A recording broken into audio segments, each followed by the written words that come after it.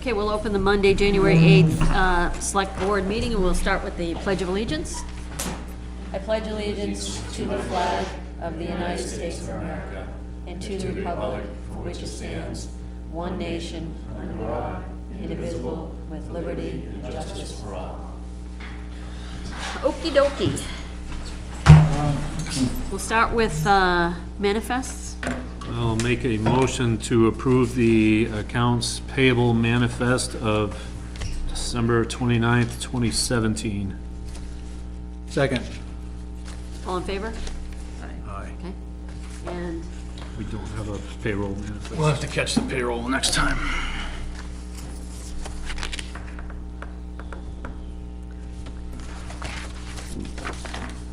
thank you.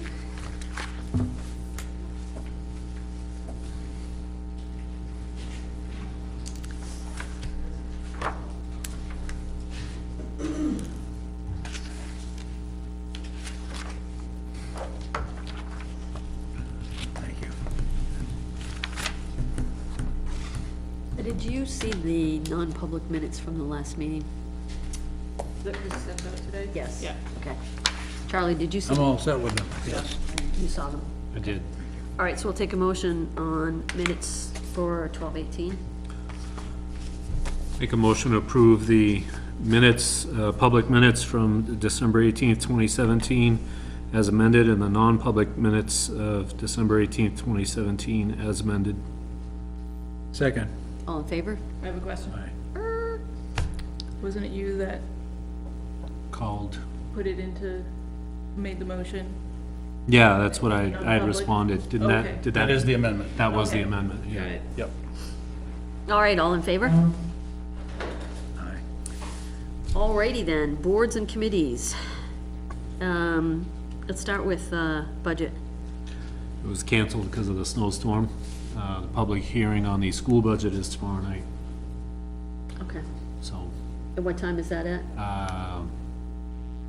7 o'clock, and it's 7 o'clock here. here, and it will probably run late, Okay, so.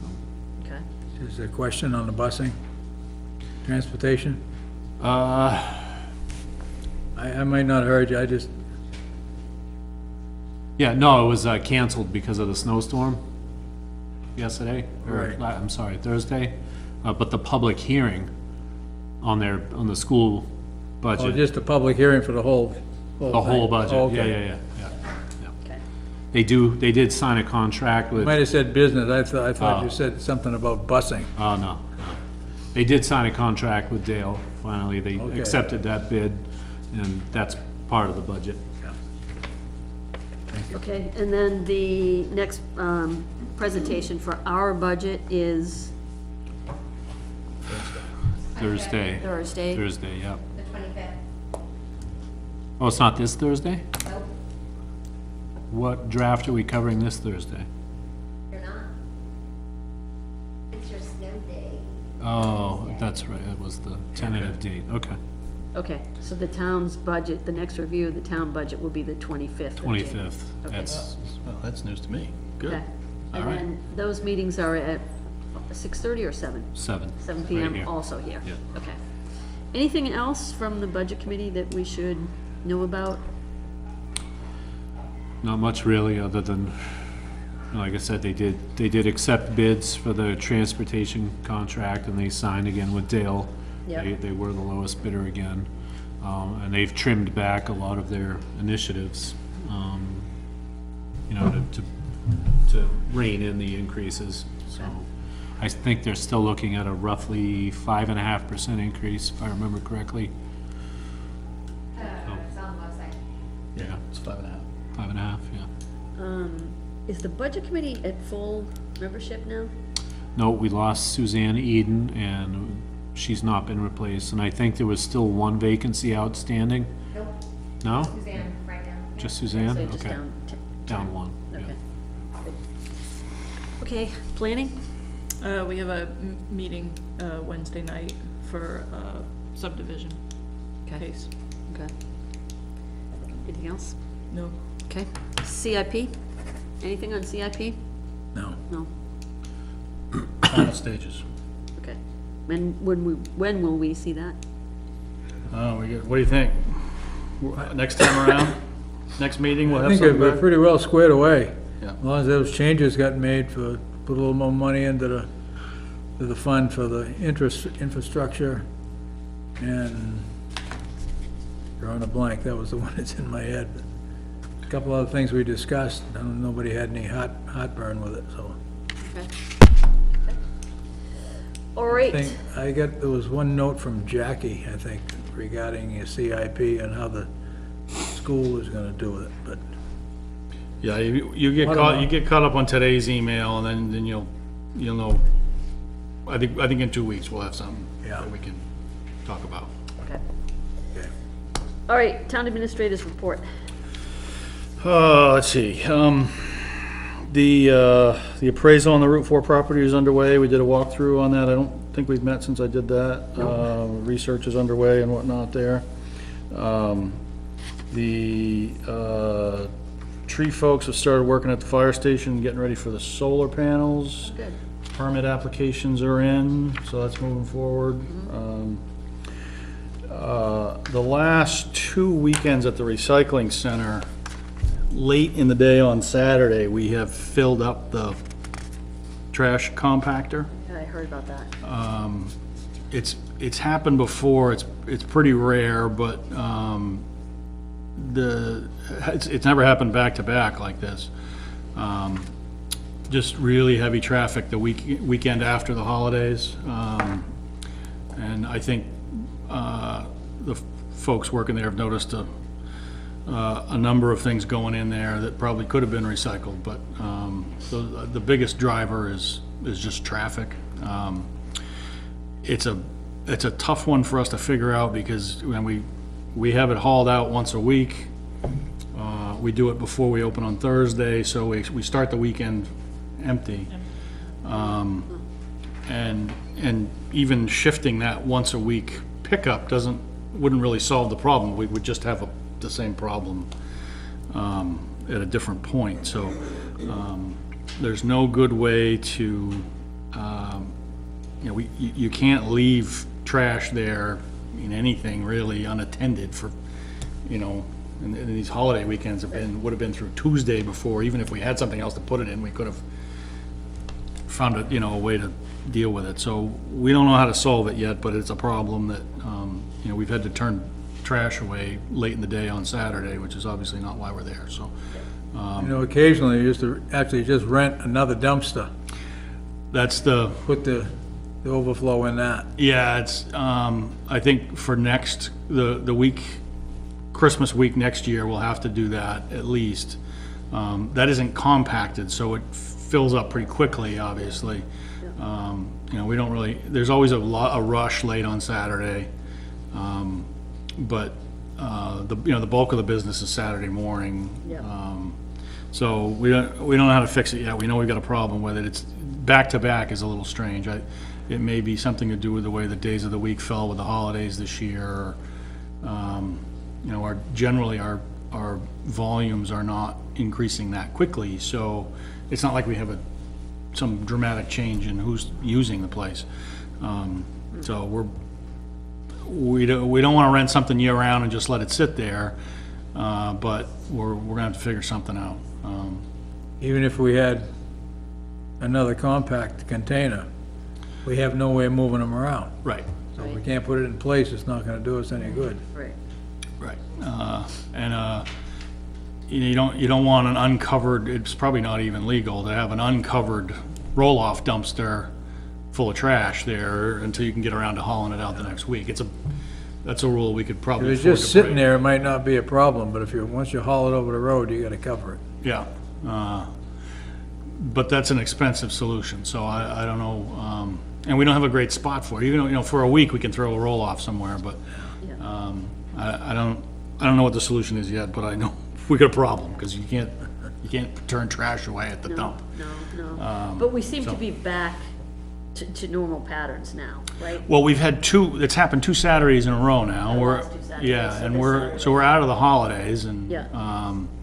I don't know, we may try and grab a little dumpster this week, just in case there is some kind of trend that we're not seeing, and but that, you know, something like we have out here, one of those, a 6-yard or whatever that is. Yeah. 3 The yard. 6-yard, the little dumpsters. Yeah, that wouldn't last long uncompacted. Right. Right. Be a token effort, and it'd end up just being an overflowing mess that we'd have to deal with. Yeah. But anyway, that's on the radar, but we don't know how to fix it yet. And I think that's it. I got a couple things we can fill in with if you want to fill until 7, but I don't know what else you want to tackle before then, So just, or questions or anything. snow removal seems to be going, we seem to be settled on that at least. Yeah, it's taxing. We need another big truck driver that's available, widely available. We have folks that are available, but only in chunks. Yeah. Since we've last met, I brought on another contractor into the fold that's got a mid-sized truck that's generally available. And we've added a small truck from one of our existing contractors, just to have some more pieces to juggle. Yeah. But, and generally speaking, you can find plenty of people with pickup trucks and plows, but you can't plow town roads with pickup trucks. So that's our challenge, number one. Challenge number 2 is sand. This cold seizes everything up at the pit, makes it really hard to screen sand. And the easy stuff is gone at the pit. It's more work to get sand out of the pit now. We've rented a big screening monster that cranks through a lot of material, and when we have the people to run it, and when it's not so cold that it doesn't want to run either. The company we're renting from is only charging us for it when we're using it, so that's, a relief. It's a big piece. We're hoping this week to get well ahead on sand with the warmth. Right. So that's been a challenge. And, the routine mechanical chaos. We're down a truck right now with a fan belt, and, that happens every storm, so that's not new, but those are the headaches. Chris, I want to say that I know it's been a headache and challenging, and I appreciate all you're doing to kind of. Oh, I'm not doing much. And Jack. The guys are doing a good job. Did a good job on the roads, all the ones I've had. They're doing Other what's than the fact that necessary. the places that are drifting across, but that's Yeah. something you're chasing all the time. Yeah. No, they're doing everything they can. They're working well together, and they're piecing it together, figuring it out. Good.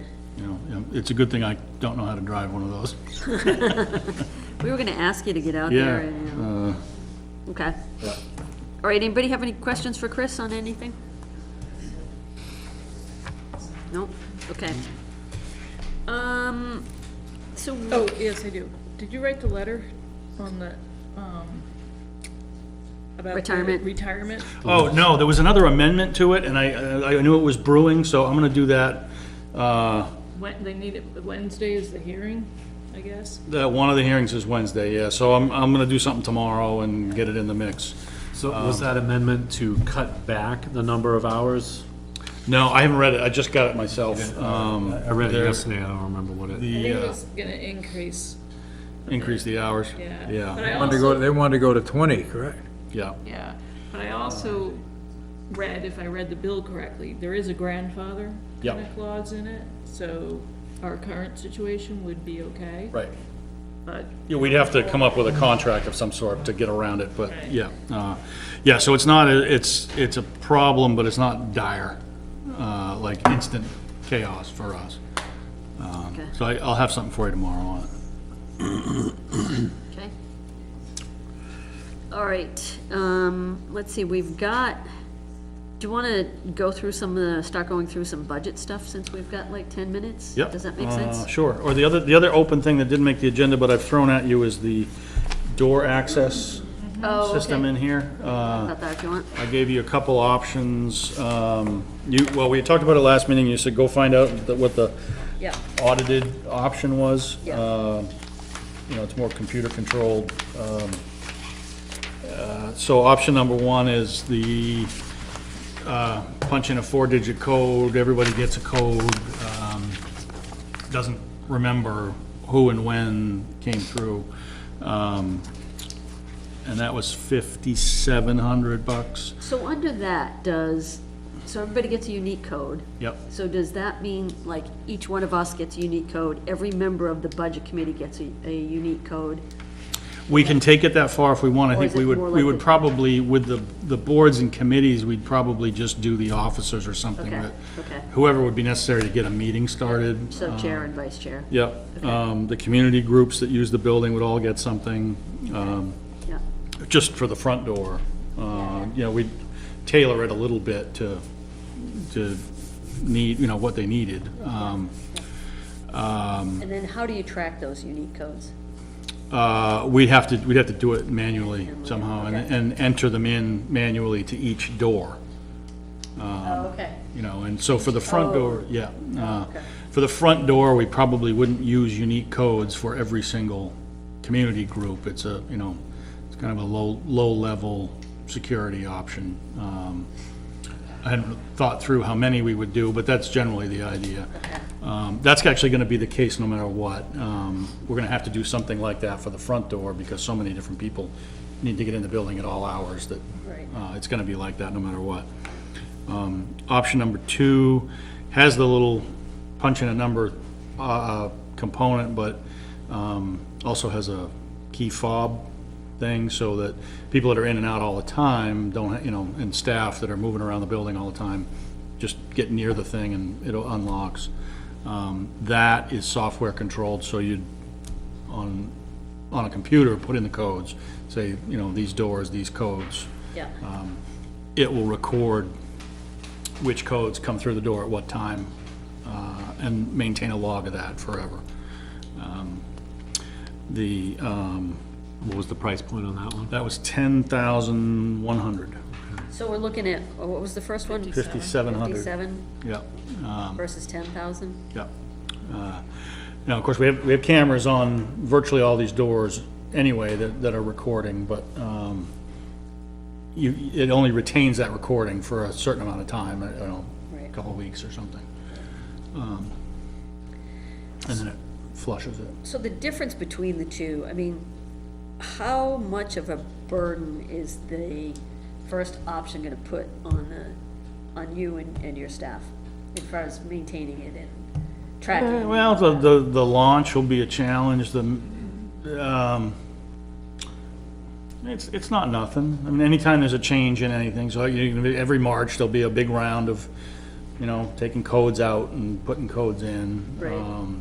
Right. Chasing people down and give me a code, or this is your code, whatever, that exercise is, Okay. it's some work. It's manageable, but, And with the second option, because it's also, much faster in that you still have to track people down and get them a code and tell them how to use it, but you just type it in and, Essentially manageable. and Yeah. codes automatically get revoked. For like people who, Yeah, well, we would have to go through and turn them off, but. Yeah. Yeah, as people, shift off of boards or out of positions, then that would become part of the routine. so the March changeover would be easier because you're not going back in and manually resetting every code, you're just going into the software and making changes. Yeah, it's an add and delete function. And that's essentially what you'd be doing on a keypad thing. It's, probably put in the master code and type 3 or 4 buttons and wait for it to beep and punch in the number that's coming out and Okay. that kind of thing. Is there gonna be a lot, I'm thinking about the staff hours. How long is it gonna take somebody, come up to speed, and then if they have to, each year they gotta change it over, and of course, monitor it throughout the year. The lower end as opposed to the higher end, is it gonna be a large amount of staff effort included in that? It'll definitely be different. I don't know if I'd say it'd be large, but, There's like report, you can print reports and stuff like that from them, but how much of that's Right. really gonna be necessary? yeah, I don't think you're printing reports of who come and gone Yeah, exactly. unless you have a problem. If there's ever a question, you could track it down, it's not something you're gonna print out No, monthly and just give it out. no, and it's internal that's a belt and operation. suspenders kind of thing with the cameras.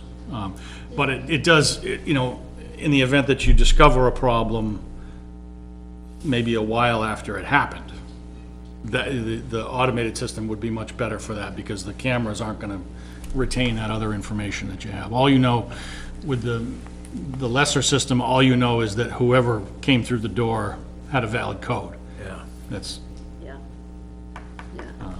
I mean, I'm not quite sure yet what the right answer is, but I'm just wondering is, what I don't want is a year from now to have someone come back and say, oh, you know what, this is a pain. It's just way too complicated and way too difficult to manage. yeah, and just start giving out the same code to everybody. Yeah, That's the exactly. that's the fallback of, Exactly. you know, Yeah, That would be my worry, because that would be no different than what we have now. Physical keys versus a code that gets shared between Tom, Dick, and Harry, and nobody knows who has the code. yeah. At least if it's auditable and they're all unique, yeah, there's that bit of legwork in setting it up, but, Yeah. you know whose code's being used when. yeah, and it could probably tell you, in terms of, you know, maintenance a year from now, it could tell you, you went through the exercise of giving all these people codes, it could tell you who's never used their code too. And you can say, okay, well, we didn't need that one, and no sense of leaving it laying around, like the physical key is obviously, Right. you know, sitting in somebody's glove compartment or whatever. Yeah, And I'm assuming that could be wired if we do an upgrade, security upgrade, like in the town office or the town clerk's office. Yeah, either system will That would be work in with there that. also. Yeah. We probably actually, key there's gonna be a new door in the town clerk's office at the counter point. That becomes the secure point, and there's gonna be a lobby to it, that would not be secure, you know, there's nothing to get to, so, that door can become unlocked even. But that secondary door becomes the, yeah. new system control point. What do you think? Option 2, Option 2? that was my preference. Auditability. I can go along with that, Yeah, I agree. I agree. especially as we add more security in different offices. I think it'll be easier to implement and give us the feedback we need from, not that we're gonna, hopefully won't get a lot of feedback, but Yeah, yeah. We specialize in there's a feedback. question, and it'll be more easily answered. Do you need a motion, or do you, No, you did that in your last meeting, I think, and, Okay. you know, encumbered it or whatever, so I think we're so we're all probably good on that? Yeah, Excellent. okay. Someone's trying to get in. Okay, Thank you.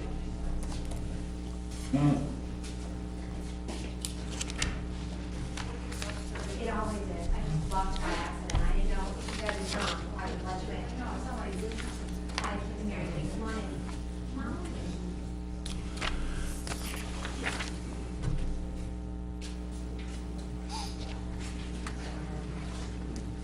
I think we need everybody to sign in, please, at the back of the room. Yes. Yeah.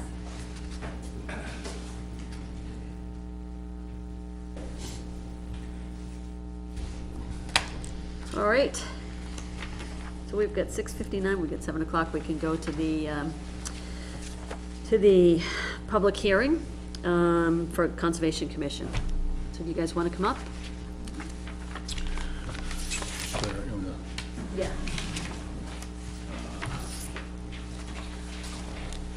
Join us up here since it's a joint hearing. Hey, Sam? You want me to push over? No, take all the Someone can space you sit need. here.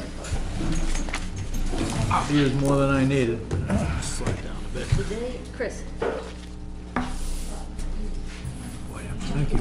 do they open the hearing?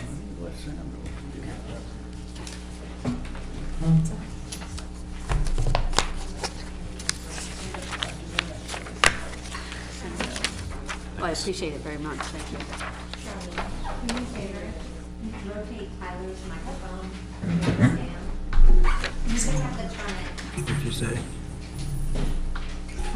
Thank you. Work better that way? That's good. I think Dale's gonna be sitting at that table. All right, Sam, we're gonna turn it over to you, Okay, okay? this, is 7 o'clock? It is 7 o'clock. Okay, and I will open the public hearing for the purpose of considering two conservation easements, one for John Terninko and one for Dale Rice and Raylene Shippee Rice. I think we're gonna need to ask you to speak up, Sam, once all these people settle down. Do I need to repeat that? You know, I actually think it would be worthwhile for the folks that, for the many viewers at home. Oh, okay. He doesn't have a mic in front of him. The one in front of Charlie can go down, and then Charlie can take Tyler's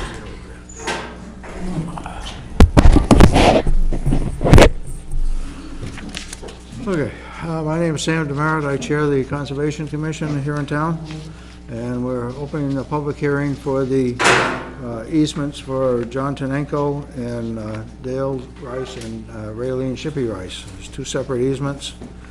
We're looking for roughly $4,400 for the transaction costs on the Terninko easement. We will be holding the easement. This is the money that we will pay to Bear Paw Regional Greenways for doing all the paperwork for us, because they're more experienced at it than we are. There was also an amount of $50,000 that we were going to give to John for the value of the, or for a partial value of the easement. For Raylene and Dale's property on Garland Road, we were looking at $11,995, which would be paid to Bear Paw Regional Greenways, and Bear Paw will hold the easement on that one, and we will hold the executory interest on it.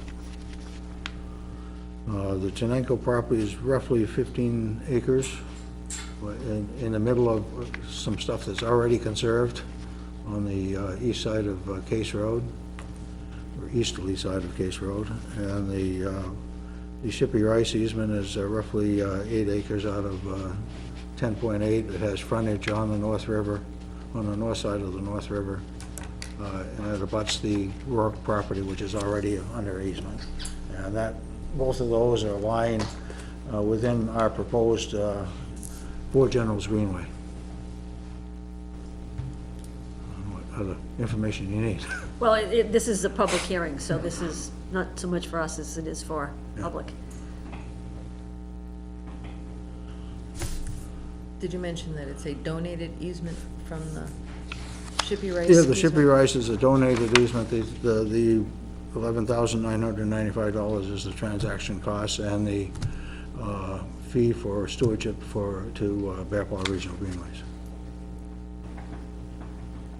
The Kennard parcel, was that one that we had like 4 or 5 years ago, we acquired that? Yes. Right, but we're not discussing, that's not part of this public hearing.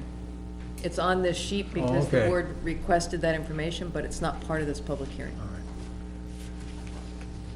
But yes, in answer to your question, Charlie. That's my thought. I thought we already had it, so why are we spending more money on it? No, it's just. We in can it. move on. It's still not finalized, I mean, that's Yeah, why. we haven't placed a conservation easement on it yet, and that's what we're still planning to do. We just bought the property. Okay, thank you. Okay. Sam, do you want to take public comment at this point? Sure, I'll take public comments at this point, if anybody wants to. Anyone in the audience have Yes. comment on this? I see John is here, and of course, Raylene is part of our Conservation Commission. Dan, anything to add on these Dan. properties? No, I assume you've talked about them in the past, but, you know, Bear Paw has been working Bear Paw is working on conservation projects in town for quite a few years now, and our interest in assisting the town with the Terninko project is because of the important farmland soils that are part of that unprotected piece of his property, and when that project is done, almost his entire property will be conserved in that area of Case Road. And then the Shippee Rice property has frontage on the North River, and it's abutting the Rourke WRE easement, so it builds on that and will help protect that greenway along the river. We own a parcel further downstream the Kimball property, and then the town owns actually several more along that stretch of the river. That would be the Merriam Daggett property and the Tasca property. And then that comes up against the school property. And if you go across the road, you get into a section where the Mulligan Forest comes out on in that area too. And then also the Bearpaw property that's across the street, sort of continues that whole corridor along the North River. Are there two easements existing for John now? Or is this just in addition to there's one large one, correct? He's got a number of easements on the property Okay. across the Okay. road. I have 7 feet. You know, John's been very, what's the word, giving, whatever, to I put a lot of his have property in 7 conservation. parcels, and my wife and I gave the town 107 acres about 30 years ago, free. It was like the first easement, I think. That was the first easement. And most of them are gonna be wetland reserve ones. But this 15 acres abuts to 107 acres that Maggie and I gave a long time ago. Thank you for your generosity, John.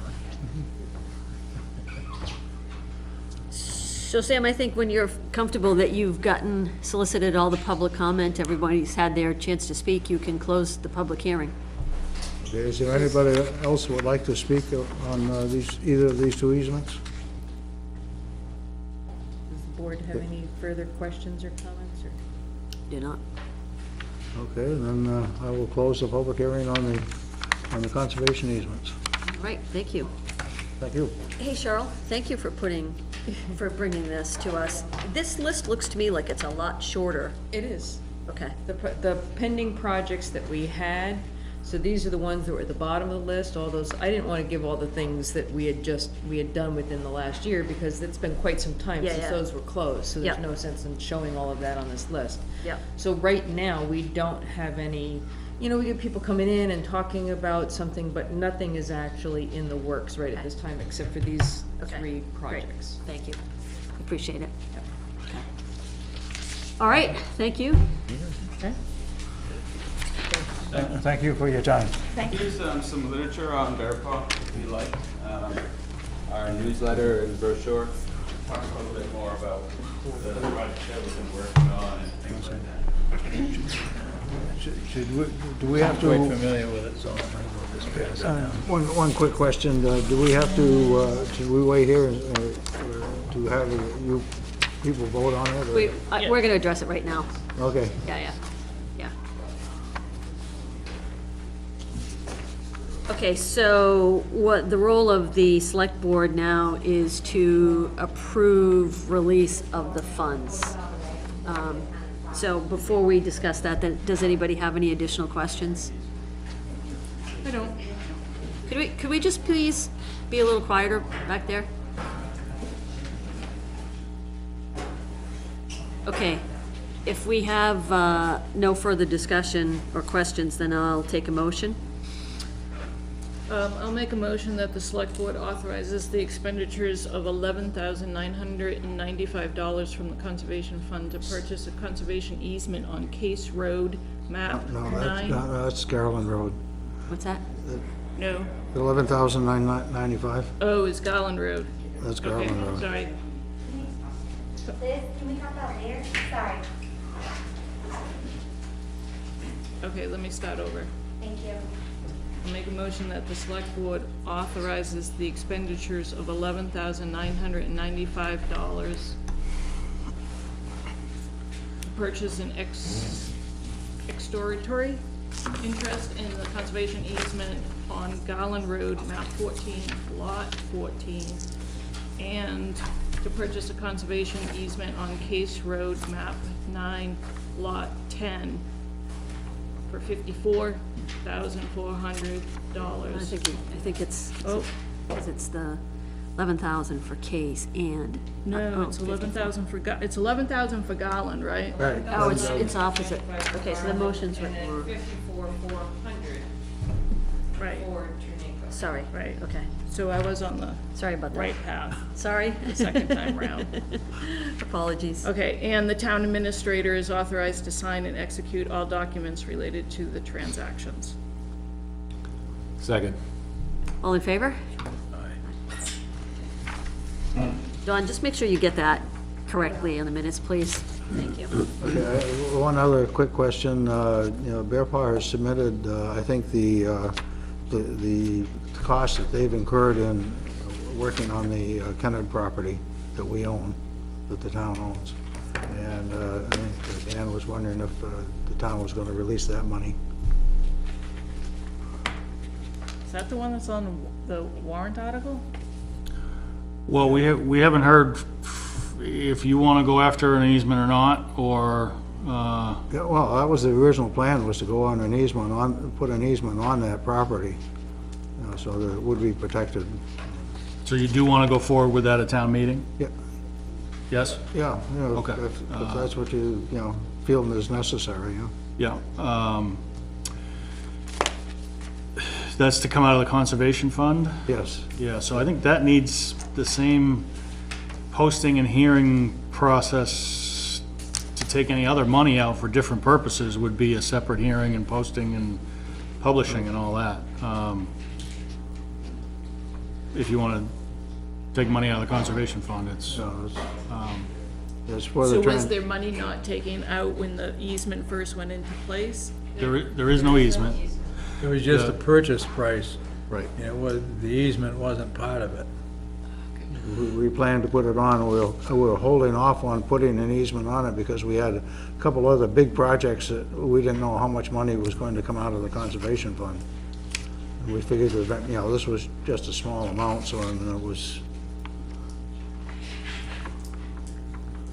Okay, so process-wise, there's gonna be another hearing, public hearing. I believe so, yeah. I mean, to take money out of the conservation fund requires that, so. okay. Yeah. And I'm sorry, what was the amount on that? I don't know. 12,500? 12,500 was, Okay. Okay. And That figure might need to be adjusted, because we've got a couple of different invoices and stuff for costs, so I don't know if that's, if the final figure on that is 12,500, or if it's a little more. We had some questions for Dan, which we can handle in our meeting. Okay. So, you know, that- Conservation's coming back in a couple weeks, or? well, decide? yeah, well, if we're gonna take some more money out, then yeah, they're coming back, so. should we do, Hang on, guys, I'm so sorry, but the microphones are pretty sensitive in the sense that your conversations kind of blend into theirs, and I can't hear it, so I'm very sorry. I don't know if we had to wait until after the town meeting if, to make sure the town approved putting a conservation easement on there. That would be logical, yes. Unless you've committed the funds for the work and, you know, Yeah, we have well, some. we kinda have. We have an obligation beyond that to pay the bill, then, Yeah. you know, that's up to you, but. I have a question with the point of. Well, yeah, so at the Conservation Commission's direction, we did have a survey completed on the property, and we drafted documents to be considered for town meeting, the conservation easement and stuff. So those are expenses that we have incurred and that we are trying to recover. And so that would, we would bill that regardless of whether the It is an easement. commission So it's an decides obligation at this to point. move forward. Yeah, so public hearing and approval from the board. Yep. Okay. So you work with them to pick the Yep. date for that? Okay. Okay. So you think the first, maybe the first meeting next month, or was that, Yeah, well, it's gonna be bang, bang, so we can, Yeah.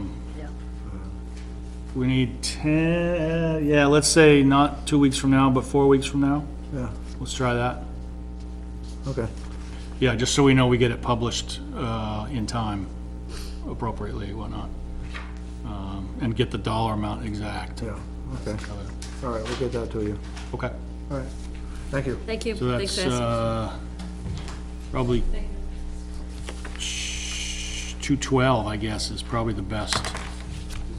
Yeah, I don't know what, this, no, that's this month. President's, next month is President's Day, right? yeah, Yeah, Chris, you can. We'll figure it out. We'll Figure it out. figure it We'll out. get in touch with you We'll make guys. it work. All right, thanks.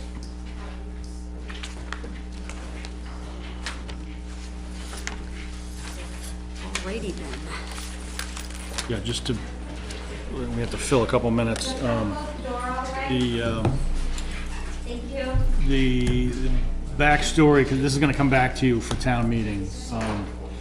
This parcel, this is, we're talking about the Kennard parcel now, which is What's that? the Kennard parcel that the town bought. Yes. The town bought it using conservation funds in a process like this, just bought the land outright. This is not a, somebody else owns the land, we hold an easement, but we own the land. At the time that that happened, the easements weren't ready, they weren't sure, whatever Sam's explanation was, there was no easement placed on the property. Having been bought with conservation money provides a great deal of protection to the land in and of itself. That money, you know, by using that money to buy the land, it has been protected in that you couldn't put a dump there or something at your whim. So, the act of putting an easement on it is akin to selling it. It's encumbering the property in a way that, that you as a board don't have the authority to do. You can't go out and sell town land. You don't have that authority. Town meeting has to do that. So that's why we're talking about having town meeting put an easement on the property over and above the protection that comes with using conservation money. The easement goes over and above that, provides another layer of monitoring and protections that the Conservation Commission wants to put on the land. That has to go to town meeting because it is akin to selling the property in a way, in that we already own it, but, Yep. and I went around and around with the commission and with our lawyers on this, and the transaction to begin with wasn't sufficient to put an easement on it, to be, you know, it's protected already, but this is a belt and suspenders kind of thing, so that is what's coming, and the costs associated with that are the costs of producing an easement. The So we're survey and looking the- at two different things then. The first part is the obligation to reimburse. And then the Correct, second part that will be going to town meeting is putting an easement on it. yes. Okay, got it. And that would, it would look like the Conservation Commission asking you to put it on the warrant, you putting it on the warrant and vouching for it. Okay. If you are so inclined to vote for, you know, to vote to put it on the warrant. Okay. Put it before the voters. The voters say yes, we can then encumber the property with the easement. Okay, So that's, At the time, Mr. Kenner just wanted to make sure that it was transferred to the town's ownership. yeah, He'd held it for many, many years, and he just wanted to make sure that that got done.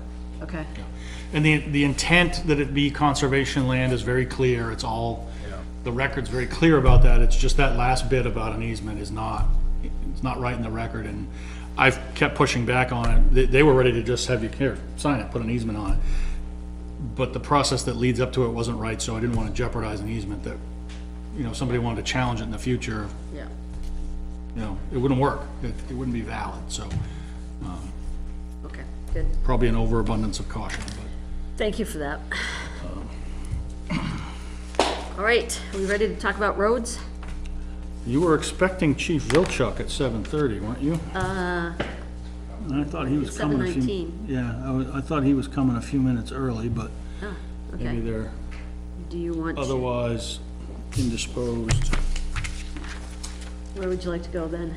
I don't even want to fill 7 minutes and then, I don't know how long the road thing's gonna go, so. Okay, let's, I don't wanna put Jay off too long. If- okay. Because Jay won't take long once he gets here. Okay. So, let's talk a little bit about the budget while we're waiting. Okay. This, what you've given us in the packet is an updated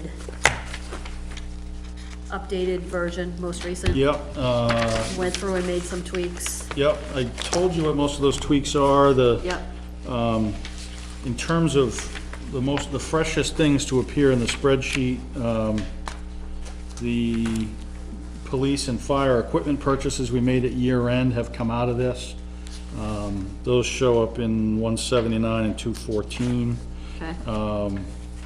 And the telephone line consolidation I told you about appears in this draft. That's line 147. So we continue to whittle down, and now we're at 3.73 million, or a 0.8% increase over last year. 0.8%, okay. Okay. Chris, did you get the request for ballot clerk increases? Yeah, this budget, that line item is it's a wild guess. Anyway, I took what I had, we had kind of modeled everything on 2014. And that was we ran that by the moderator, and everybody said, oh, yeah, that's pretty good. Then the request came in for the rate increase for the ballot clerks. So I added 15% to that last model that we did, which would essentially move them from $8 to $9 an hour.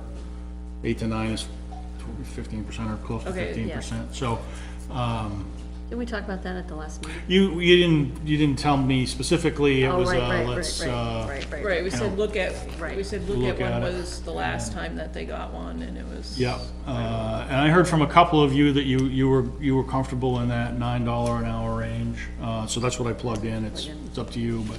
Because I know the moderator had asked me, because she's trying to round up people for the March election, and was looking to be able to communicate what the rates Yeah, were. if you're comfortable with that, then I can just implement that for March, because it's obviously Yeah. before the meeting, so, Yeah. yeah, Yeah, that's fine, okay. that's fine. Okay. Charlie, I know you had some concerns last time. Have you gone through this and, I haven't been through this latest one. Okay. Just got it tonight. okay, so we'll go through it, try to each go through it in the next 2 weeks before we meet Oh, again, sure. and then have, specific detail on it. When are the petition warrant articles due? February That's 6th? February 6th. Yeah. Have you got any yet? Yeah, we have one on wind power. We're expecting one from Strawberry Lane for road acceptance. We're expecting one the citizens' rights ordinance. We got that one signed and certified? Okay. And I just took a phone call about Strawberry Lane. Yep. I expect to submit that. And that is all we know of at this point. Okay, Doesn't mean there aren't others brewing, but Right. yep, exactly. All right, what other discussion do we have to have about the budget tonight? well, if you're gonna talk about it in 2 weeks, that's coming right up on the public hearing, so, on the last round with the budget committee. So if you identify things that you wanna talk about more, you wanna figure out, the earlier you can do that for me, the better, so that, Yeah. we can kind of hopefully wrap it up in 2 weeks. Does that work for you, Charlie? Yes. Okay, okay, good. Yeah, I guess I would encourage each of the members of the board to go in and sit with Chris and ask, or, call Chris and have a conversation about specifics. And then, Chris, you keep us all informed on what those dialogues might be, okay? One thing we have to deal with is whatever we're gonna allocate for any possible upgrade or an additional cost for the roads, might wanna consider Yep. paving. Yep, I don't think there's no numbers in here yet for that, correct? Correct. yep. Yep. Hopefully we make some progress on that this evening. Yep. All right. Jay, are you expecting anybody else, or is it just you? Come on down.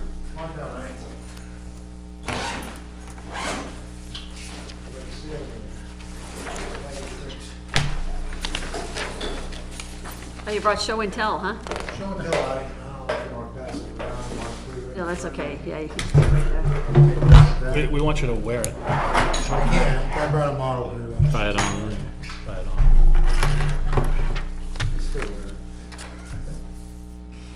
Good evening, Jay Vilchak, Chief Nottingham Fire Rescue for another year. Recently reelected. Oh, okay. Congratulations. Thank you. First topic I want to talk about is SCBA's. Correct? Yep. Sure. We're up against a hard date with SCBA's. It's not a surprise. 2019, our cylinders expire. Per DOT 49 CFR, I'm giving you, I believe that's the law, that's the regulation. The tanks cannot be hydro tested any further. Carbon fiber type tanks like that, non-steel, non-aluminum, have a 15-year life with a hydro of every 5 years. They're in their last cycle. They expire second quarter of 19. Our packs are 2004 vintage. They were grant packs after 9/11. Gary Kuster, when he was a full-timer here, pursued and got some benefit out of, I believe it was AFG, the Assistance to Firefighters Grant Program, and got us these packs. These packs have been in service since 2004. That being said, SCBA's are governed by an NFPA reg. It's 1981. That recommendation is updated every 5 years. Those packs were built to 2002 specs. Since then, they've been updated in 2007. They've been updated in 2012. They're being updated now. It's usually, they were released at the end of 2017 and they go into production the following year. The packs now, 2018, are 2017 configuration.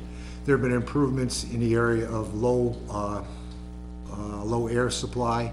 They've changed the specs for what the alarm points are. They used to be, I don't want to bore you with the details, 25% to up to 33%. The rules are, you're not supposed, that's called reserve air, below 33%. You're not supposed to use reserve air, you're supposed to be out of the hazard when you get to reserve air.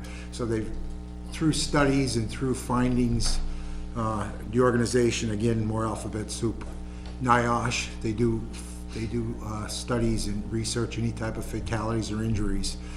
Through those studies, they've decided to raise that lower limit, okay, to give it. And I'll go on again, and it's typically from residential fires where the new construction homes have different materials. The characteristics of structure fires and the interior firefighting have changed in the last couple of years. You would think it would have gotten better, but for the firefighter, it's become more dangerous because of the use of materials and different chemical type stuff. Other areas of improvement were the buddy breathing system. There's a way you could parallel these tanks to be able to supply air to someone who they've worked in that area. But the most important part are the face masks. The face mask is the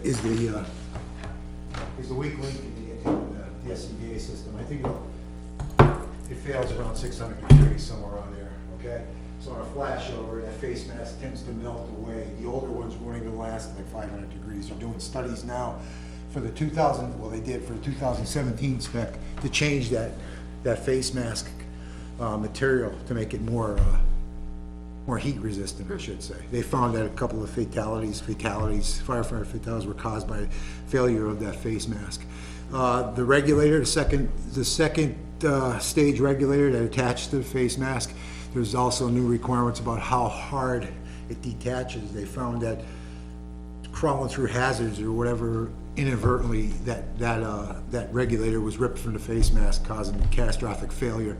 They are positive fed, so that's that problem, that part. Okay, that's the technicalities. We're up against a hard date on the tanks. It's time to replace the packs. Our neighboring departments who have had packs of similar vintage, I'm going to tell you right now, Barrington 3 years ago, got a grant, replaced their packs. Raymond replaced their packs more than 2 years ago. Deerfield started replacing their packs last year. Okay, so it's time to replace our packs. They're not cheap, as you can see. It is the whole, it is the whole assembly. There's nothing outside of that. What you see is what you get, all brand new. All brand new, 2 tanks. You're required to have 2 tanks per pack, per truck. Another regulation, if you need to carry X amount of packs on a truck for that truck to be a Class A pumper, tanker, whatever, but you need 2 tanks. You need to carry a spare tank on board for it also. So each pack would have 2 tanks. You know, there's other things like a RIT bottle that comes in here. There's a bottle that has extra capacity that you can use to extricate a firefighter. That's one of the options in the future, so. The packs, you know, How many packs do we have, and how many? we have 15 packs, 30 bottles right now. And how many will this replace?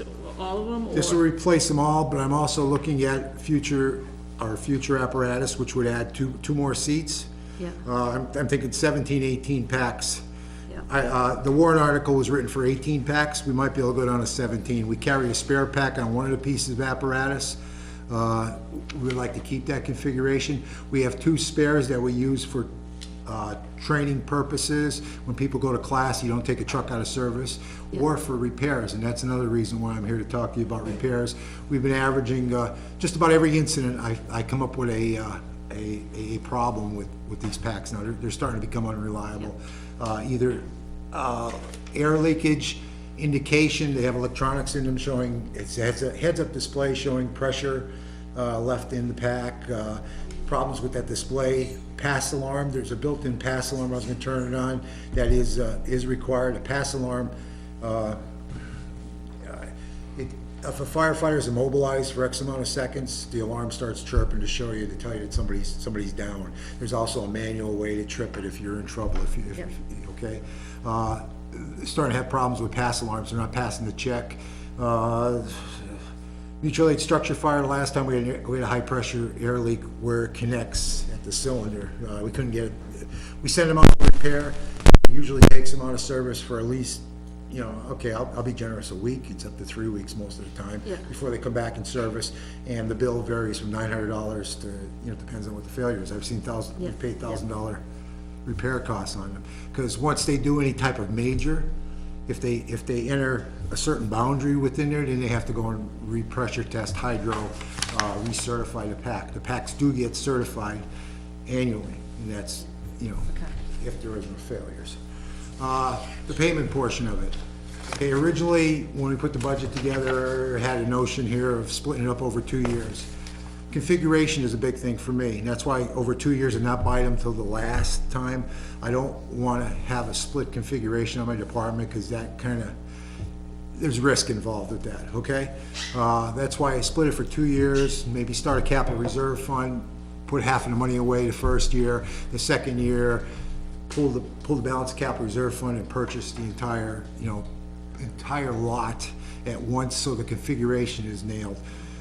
When I talk to, there are 2 major, there are 3 vendors, there are 2 major vendors in this area that supply packs. Scott and MSA are the 2 big players around here. Draeger is another one, but they're not as popular, and that gets into a maintenance type issue. So we will be looking at any one of those, okay?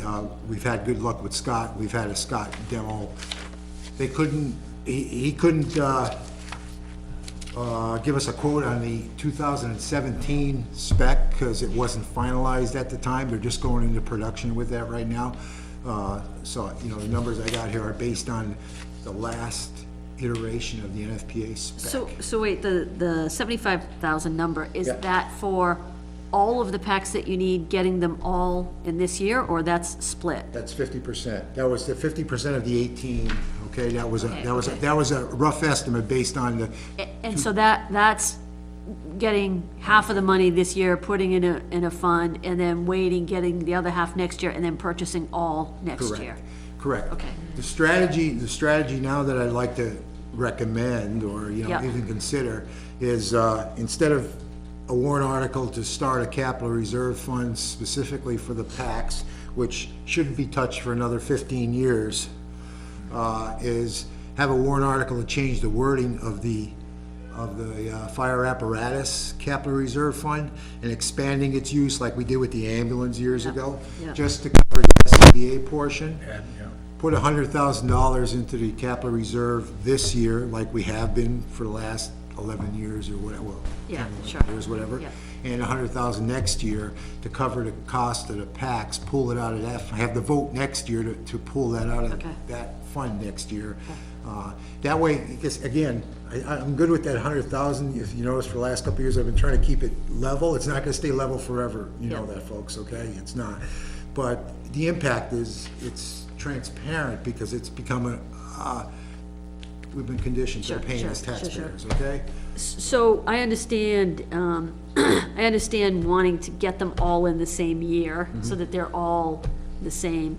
Are we putting ourselves at any risk by putting this off a year?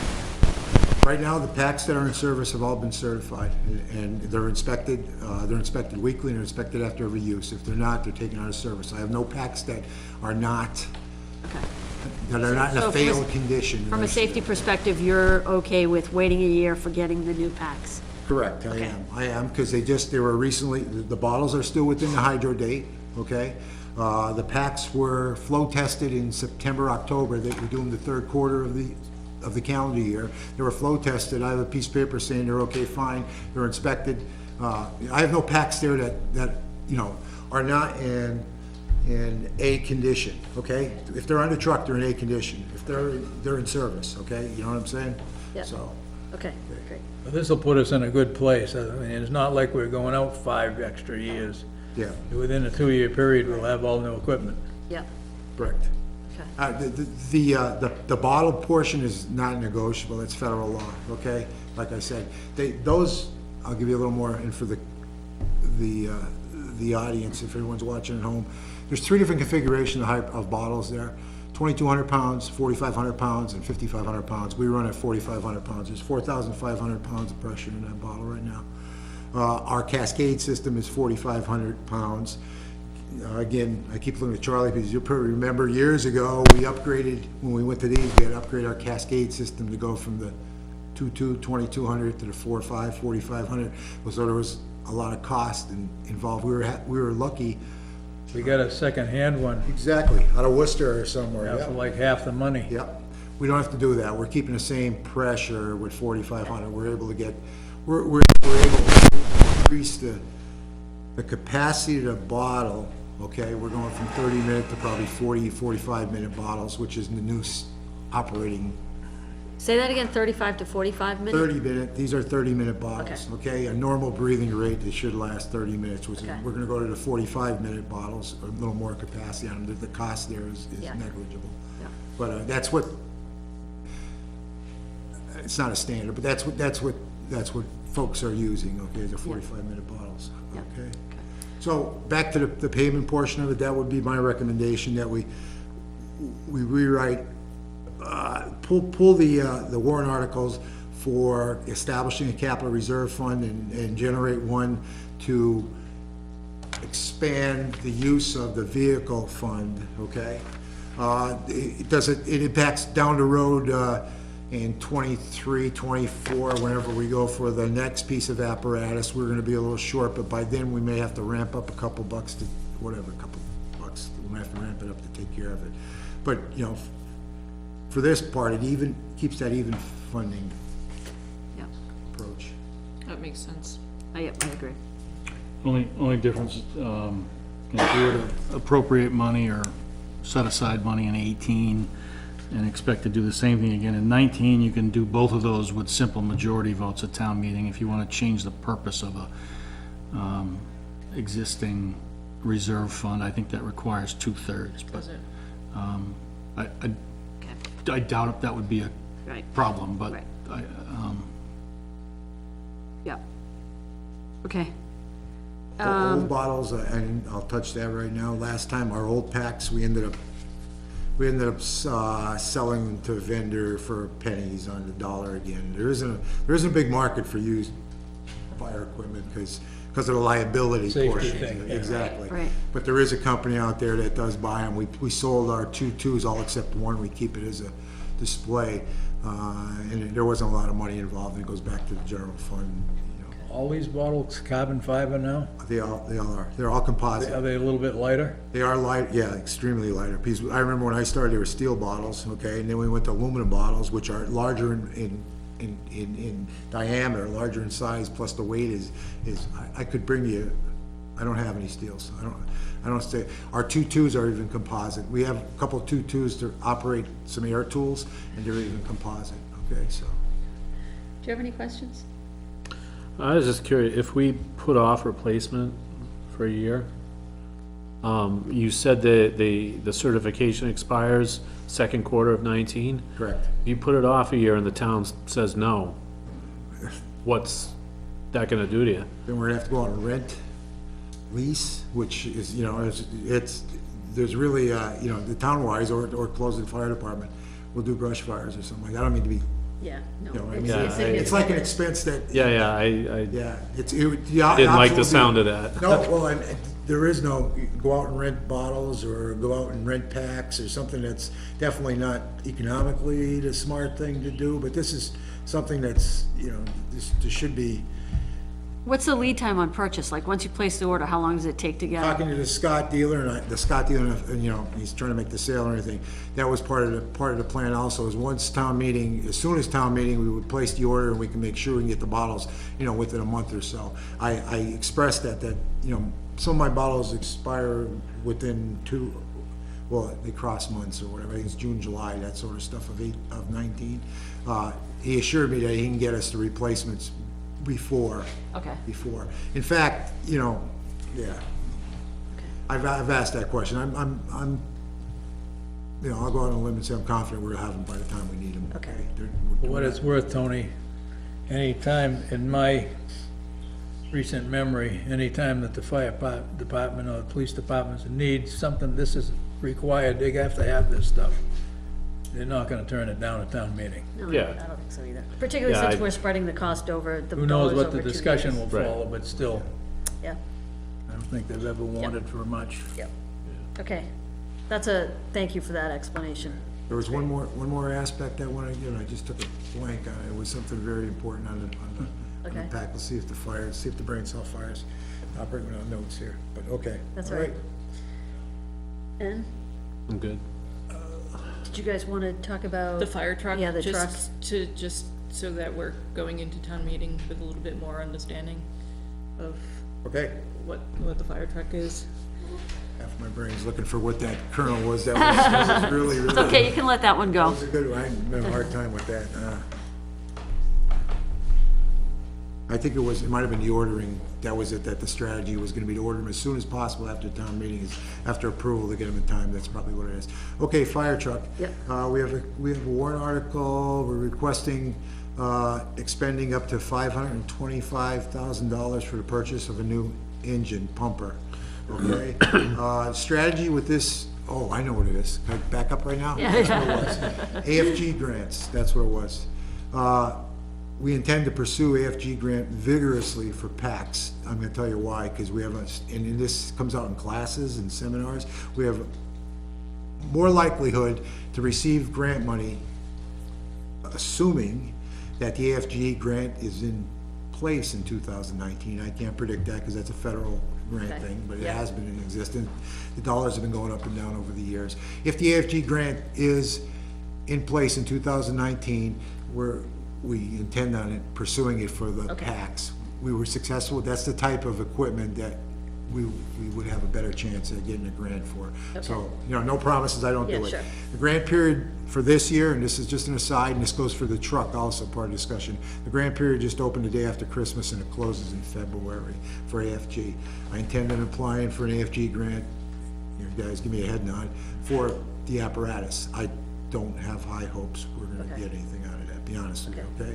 But that's that. Okay. Okay. Truck, not to exceed $525,000 to buy a new engine. This is to replace the 1995 E1 Freightliner chassis engine we have, known as Engine 3. We've had this thing in service since 1995. That's a 1,000-gallon capacity, 1250 pump. It's our primary motor vehicle piece. Backup engine, it's our second new engine, usually gets a water supply assignment. It carries our 35-foot ground ladder. What other functions it has? It's still a Class A. It's been pump tested. It is in service. It has an issue with losing vacuum in one of the prime modes that needs to get fixed. It is still certified, but it failed. It failed one of the portions, one of the aspects of the test. It has some brake work to be done next inspection period. I'm assured it's gonna need some brake work, but it's still gonna be in service for a while anyway. We're gonna have to put that money in there anyway. Okay, we're looking at replacing this truck, like I keep on saying, is a 1995, replacing with another engine. The only difference is that this engine is gonna be a larger capacity.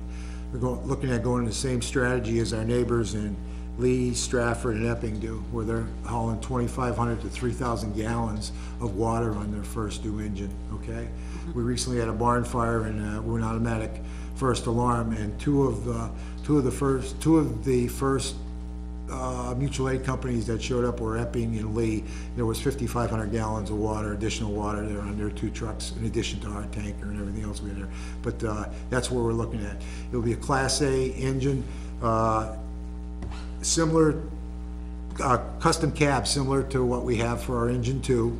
6-person configuration, 1,500 gallon per minute pump. Like I said, 2,500 to 3,000 gallons of water capacity. Looking at a light tower also, because we've become accustomed to having lighting capability on our engine 2, and eventually this is probably gonna replace our engine 2 is gonna go away, and this is gonna take that role also. Okay. As far as acquisition strategy for it, we have, I have one unsolicited spec from one of the manufacturers for a Wakefield, similar piece that Wakefield had. I have not gone out with any sort of RFP. I was gonna go out with a performance spec, probably before town meeting, and just request a spec for a truck that holds 6 firefighters, X amount of water, give them boundaries underwater, and a list of what the added capability of carrying a 35-foot ladder, needs to have a telescopic light tower, generator, so many watts, just not even so many watts, just generator capability, let them spec it, okay? And then we would pick the vendor from that. What that means is when we go into town meeting or the rest of the budget, I wouldn't be pitching a specific truck here. I'm pitching this type of apparatus. I could show pictures of different manufacturers for them. We will not make the decision. Once we get the specs and do due process, which I would expect to take at least 90 days after we got the spec and everything else, fire department, I would come back and I would ask the Board of Selectmen to make the decision. Okay. I'd give them pros and cons and make a decision on who the vendor would be. I would put it back, with a recommendation on who the vendor would be.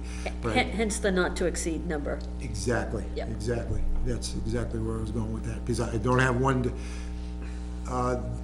the whole process here, I don't feel comfortable, this is a large purchase, to be the time to get it for town meeting here, to have a March deadline to be able to pick one of these out of the hat, that's unreasonable. And I know you say, okay, you had a year to do this or something like that. It doesn't really kick in until the last couple of months. We just took delivery of another ambulance. There's another lesson learned here. Since I've been chief,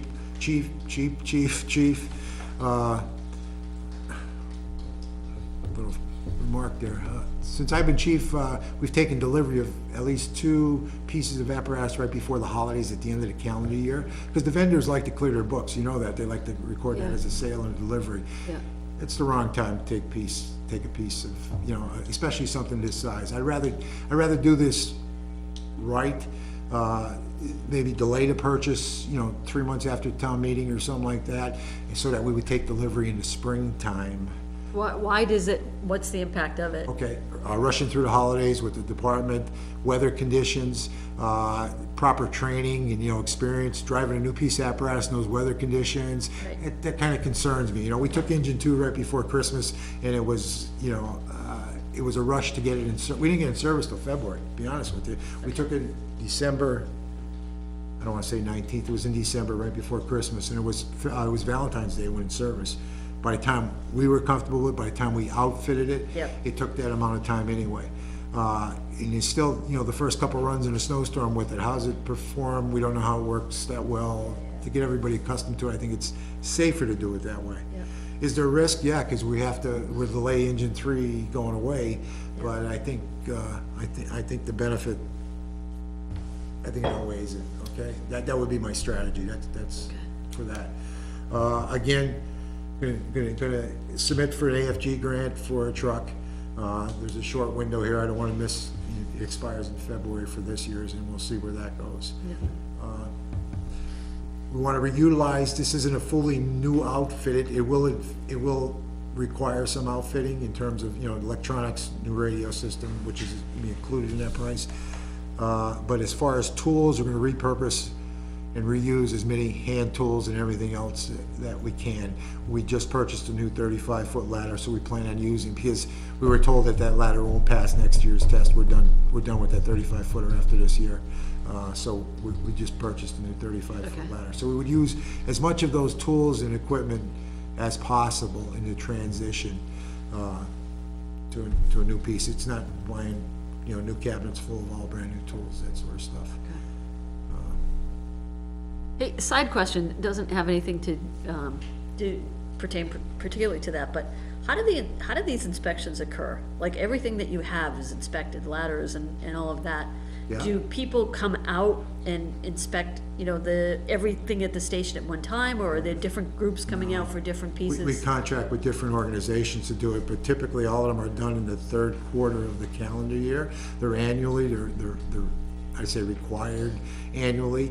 Right now, I have them in sequence that we start from about September with SCBA's. Okay, bottles are a 5-year thing, they go into summertime. Yeah. Now I got kind of like the timetable, I keep track of the timetable month, you know. Yeah. I'm on top of the timetable. In fact, I in my monthly meetings, I show, one of my slides are all the yellows for the year for all the research of ladder testing, SCBA flow testing, pump testing, hose testing. Yeah. You know, what the date was last year and what the schedule date. It's, you know, by June or so, I'm contacting these vendors for the ones that I don't have dates for next year to have do it. They're different vendors. Lakes Region does our pump testing and certify our pumps. There's an organization out of Mass that does our ladders. I can't remember, I know the guy's name, but I can't name the company. Our hoses are tested out of a company out of Jersey that comes through the area in the September timeframe, and we partner with Lee, Madbury, Durham, and Barrington, and I think we get a discount of a penny a foot or something like that because we do it all together. They're up to doing it like 4 days straight here. We've been doing it at Lee because they have a hydrant in Lee they could test them with.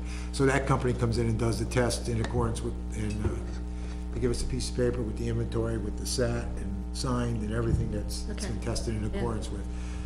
I don't know what else I left. No, I was just curious about that process. Not one organization that does it all, it's different aspects that right now we're into a sequence, it's Yeah. All right, you guys have any questions about the truck? No, that was helpful. So, Chris, I assume you'll work with the chief on, packaging the information for town meeting? Just, You want us to come back with that change of language on the, for the other fund, you all comfortable with that on the, you guys comfortable with Off of that? the capital reserve, yeah, Yeah. for the SCBA's? I'm good with that. Yeah. Yeah. Okay. Yep, so you can show us some language. So that turns into, A vote. we had, what you've seen up until this point is a split of different things. It'll just come back to looking like it always did with $100,000 deposited, Yep, change the purpose, yep, and then the truck would be a separate withdrawal from that same fund, which is at $575 right now? I know there's 529 before. the last thing. Yeah, so it's, there's a, 525 yeah, pretty well empties it, and, we'll be darn near empty in 19 after we replace those as well. But back on that same path is, so just, I mean, just make sure that when you put together the information on this for the, for town meeting, again, we kind of put it in context of what we've got for, you know, equipment overall and the cycles that we try to stay on for replacements. Cause I think people forget and they need that reminder. Cause, you know, all people hear is, oh God, we're buying another truck, right? So you just gotta kind of make sure you package it in context, right? And we'll be back again. Yep. We reach that for the next piece, right? All good? I got one question, one quick question. You mentioned the new truck is gonna need some new radios. Yes. You know, New Hampshire has just opted in the FirstNet, which I didn't expect was gonna happen, but it did. That's the new network that's gonna be built nationwide. It's a first responder network, private cellular frequencies. Have you had any chance to look at the new radios that are coming out that incorporate that new technology? No, sir. Or is that part of your plan? I know it's premature because they haven't even started construction yet, but, I don't know anything except what the notional, what is notionally gonna look like. I have not. I have not. I'm going back, P25 compliant, non-digital, here's my take on the way this net thing is gonna work out. The police are gonna get it first, and then finally fire and EMS will finally get it. We're still operating analog. Police department went digital, and I was, 3-4 years ago saying that fire will never go digital on digital frequency. We kinda lag behind in that area, so it may be a little bit of time, before we, the answer is no. I have not looked No, at yeah, that capability. I'm Nor are we likely to be early adopters.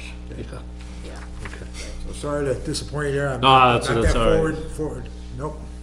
I'm more focused on the police side, but I was curious if there's been any chatter in the fire realms about adopting or looking ahead to that, or, We're still challenged with basic RF communication. yeah. I won't say any more about that. Thanks for coming in. Very welcome. Thank you. Thank you. Thanks for bringing your prop as well. No problem. Everybody wants it. I said that, there's I know, right? ways. I know. One part, I was thinking about this afternoon about this, what tool gets used about the most off our trucks? And somebody said a flashlight, and I don't believe that, because I always ask, got a flashlight? No. Pat comes off the truck for just about everything, from car fires, to carbon monoxide calls, to Yep. gas calls, to, a fire call, any type of, Pat, you're wearing a Pat right now. Can I just feel the weight of it? Absolutely.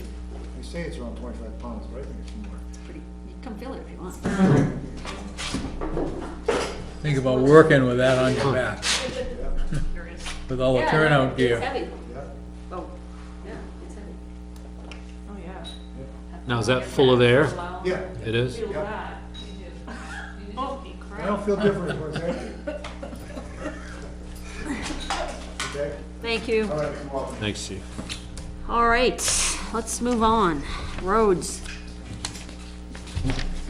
Where do you want to start, Chris?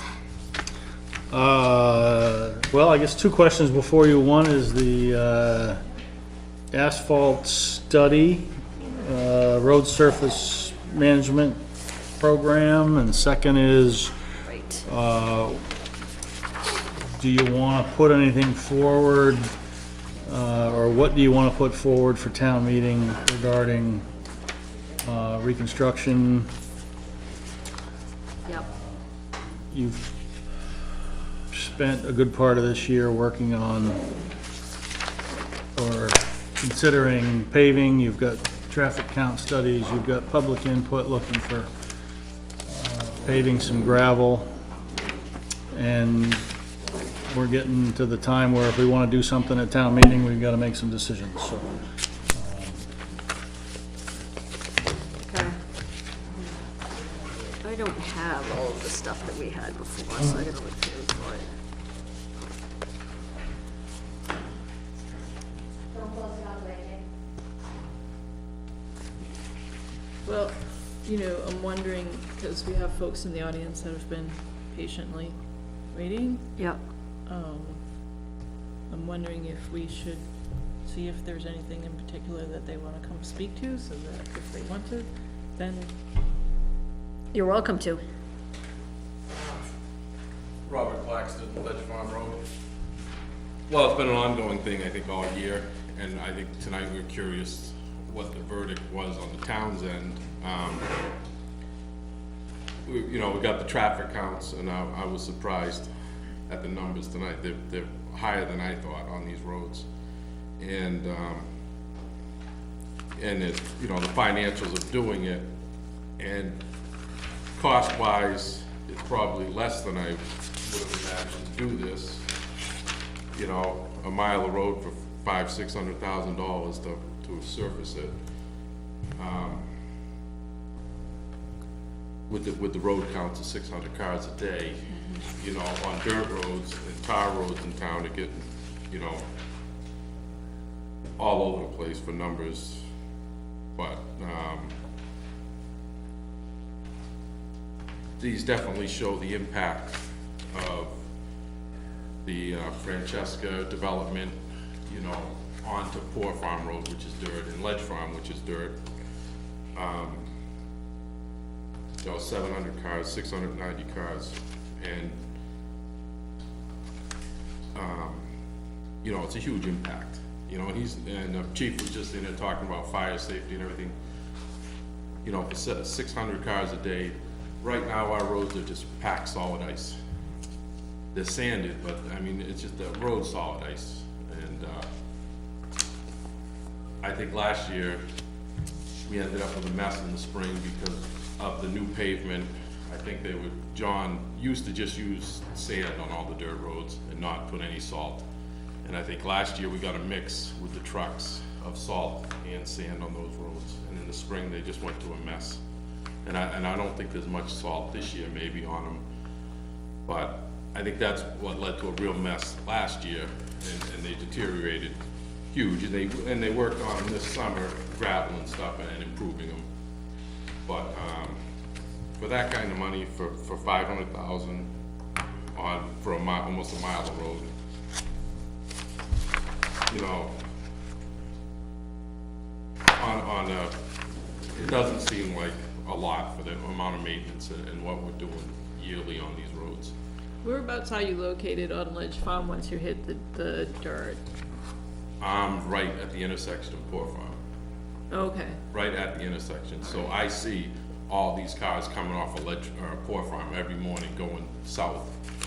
You know, and that south number, Ledge Farm, south of Poor Farm Road was 613 cars on a day in August, or whatever average. So they're figuring over 500 a day daily.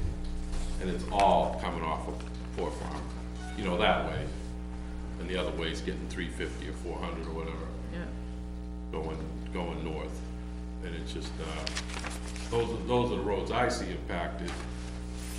And, you know, and I see the same scenario over on Case Road, where they got the Oak Ridge subdivision going in. And, you know, that's getting approved, and it is approved, and it's happening. And yet Case Road dead ends, or not dead ends, but it changes to dirt right at the entrance of that Oak Ridge subdivision. So you're gonna do the same thing to that road, dumping daily traffic onto that end. So I think 2018, I think it's time to move forward and get these roads taken care of. And, you know, the chief was just in talking about safety and new fire trucks and $500,000 fire trucks. You can't really have $500,000 trucks riding on solid ice to respond to a call. You know, it's outdated for the amount of traffic. You know, it's done its time. And you know, that truck's $500,000, and the new road grader, which I'm sure is going to come up soon enough. I mean, you're probably talking $250,000–300,000 for that piece of equipment to maintain these. You know, so I don't know. At that, I think we're there. I don't know what you guys came up with for, you know, for an ideas and numbers, or how fast you're moving forward on this, but. Yeah, I think in the traffic studies, Ledge Farm rose to the top as far as. Oh, yeah. Yep. When I moved there in '97, when I built the house, there was hours, not hours, but I mean, you could sit at night and it would be an hour before a car went by. Now it's minutes, you know, you know, there's mornings that 6 cars are sitting waiting to pull out of Poor Farm on the Ledge Farm. They're backed up, you know, sitting at the stop sign in the morning, you know. So it's definitely, and you know, that Francesca way south of 152 number, or Francesca north of Poor Farm. I don't know how those all work, but obviously anything coming out of Ledge Farm south on Poor Farm Road, you're getting 500–600 car thing. That's all Poor Farm Road, and that's, you know, that's a point out, go path, you know, that's a car and a half width road at one section, you know? So that's way beyond getting improvements, you know, for the volume of traffic. Thank you. Okay, so we saw the traffic counts, which I agree were surprising to me. We haven't really, as a board, talked about the cost of two that you put forward. Or how this looks in relation to the overall budget, right? With all due respect, I was surprised to see the 650 number. Seems like a really high number to me. So, but I don't have the point of reference to understand if we think that that's a good number for that. And, you know, how that fits relative to everything else that's in the budget. Or does that make us cut back in other areas?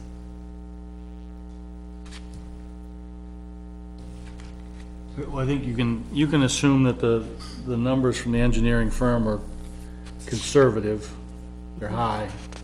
You know, Yeah. you know, they're not gonna wanna give you a number that's too low and have you go out and find the money and then not have enough. So they're gonna be conservative, they're gonna be high. Yep.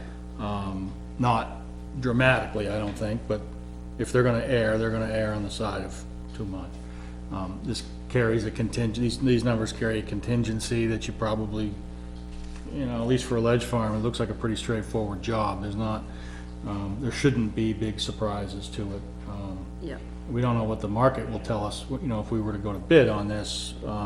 Yep.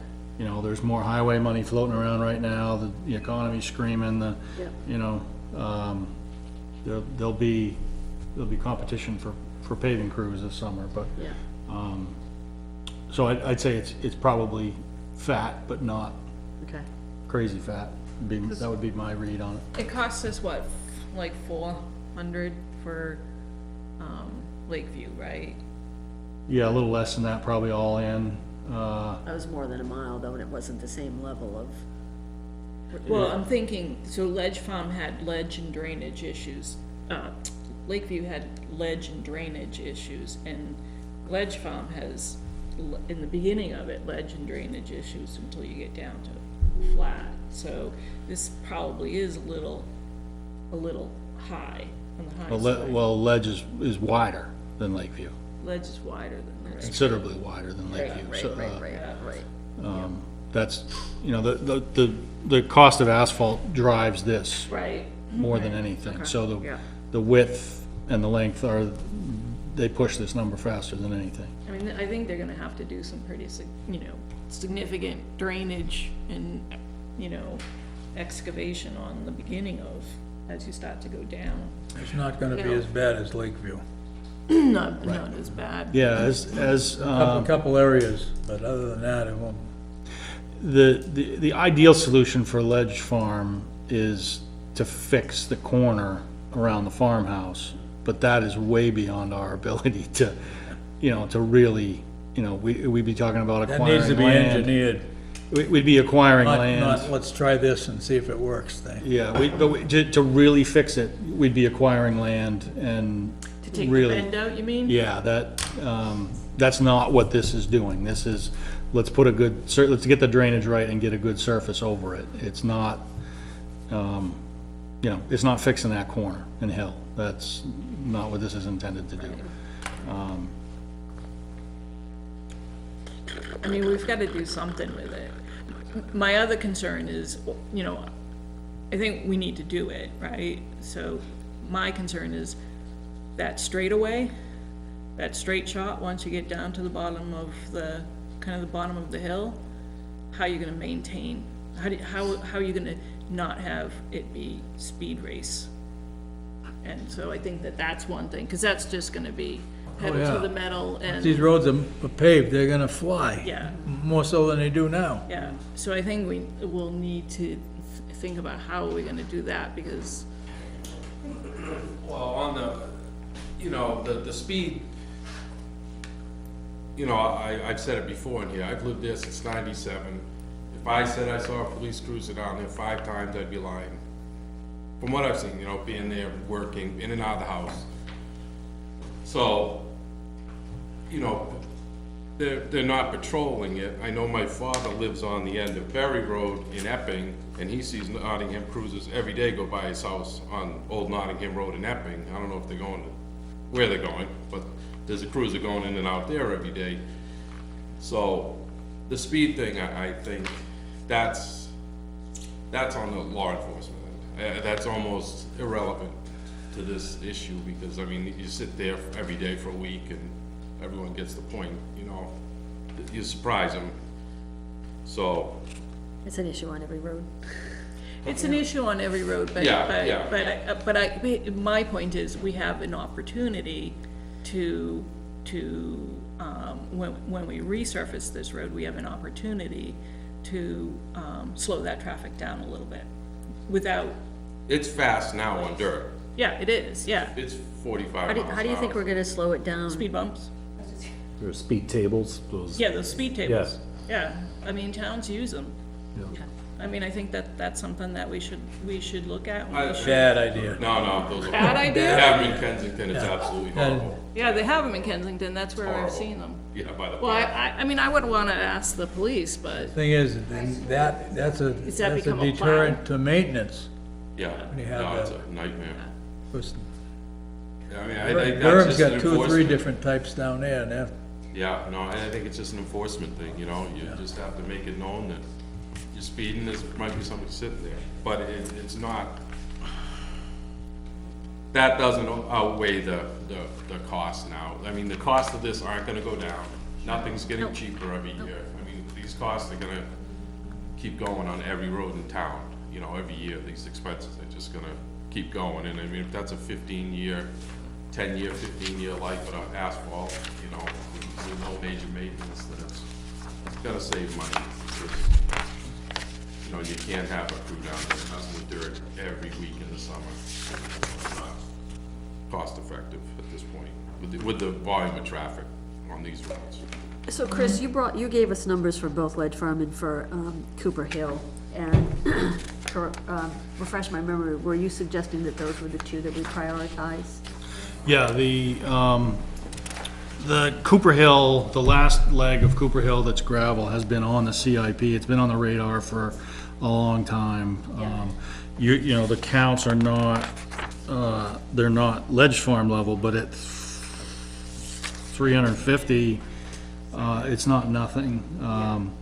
You know, that's a cut through, and consumes a lot of time and energy. Ledge Farm consumes a ton of time and energy. So those 2, I think, are far and away of all the gravel roads. Those 2 are the 2, and Mitchell not far behind, knowing what's coming to Mitchell with Oak Ridge. I think if you were to do anything in the terms of paving gravel, it's Ledge Farm, Cooper Hill, Mitchell, and everything else is a distant second. I think the business case is pretty solid for it. I think it's expensive, you know, it's hard. But if you were gonna do it, I would do those 3. But there, you know, there are people that don't wanna live on paved roads, they like living on gravel. Now, there's a subjective element to this that I can't help you with, but I think it would be, we're not gonna see it, this isn't a bump at Ledge Farm. This is not some, you know, weird anomaly. There's been structural changes in the development of the region. That traffic's never going down on that road, so. I think those 3 are the top 3, and you might not need to talk about it again for quite a while, but Okay. I think those are the 3. So the question for this board right now is whether or not we go forward and put this out as a warrant article for town meeting, correct? Yeah, if you wanna, there's a couple ways you can do it.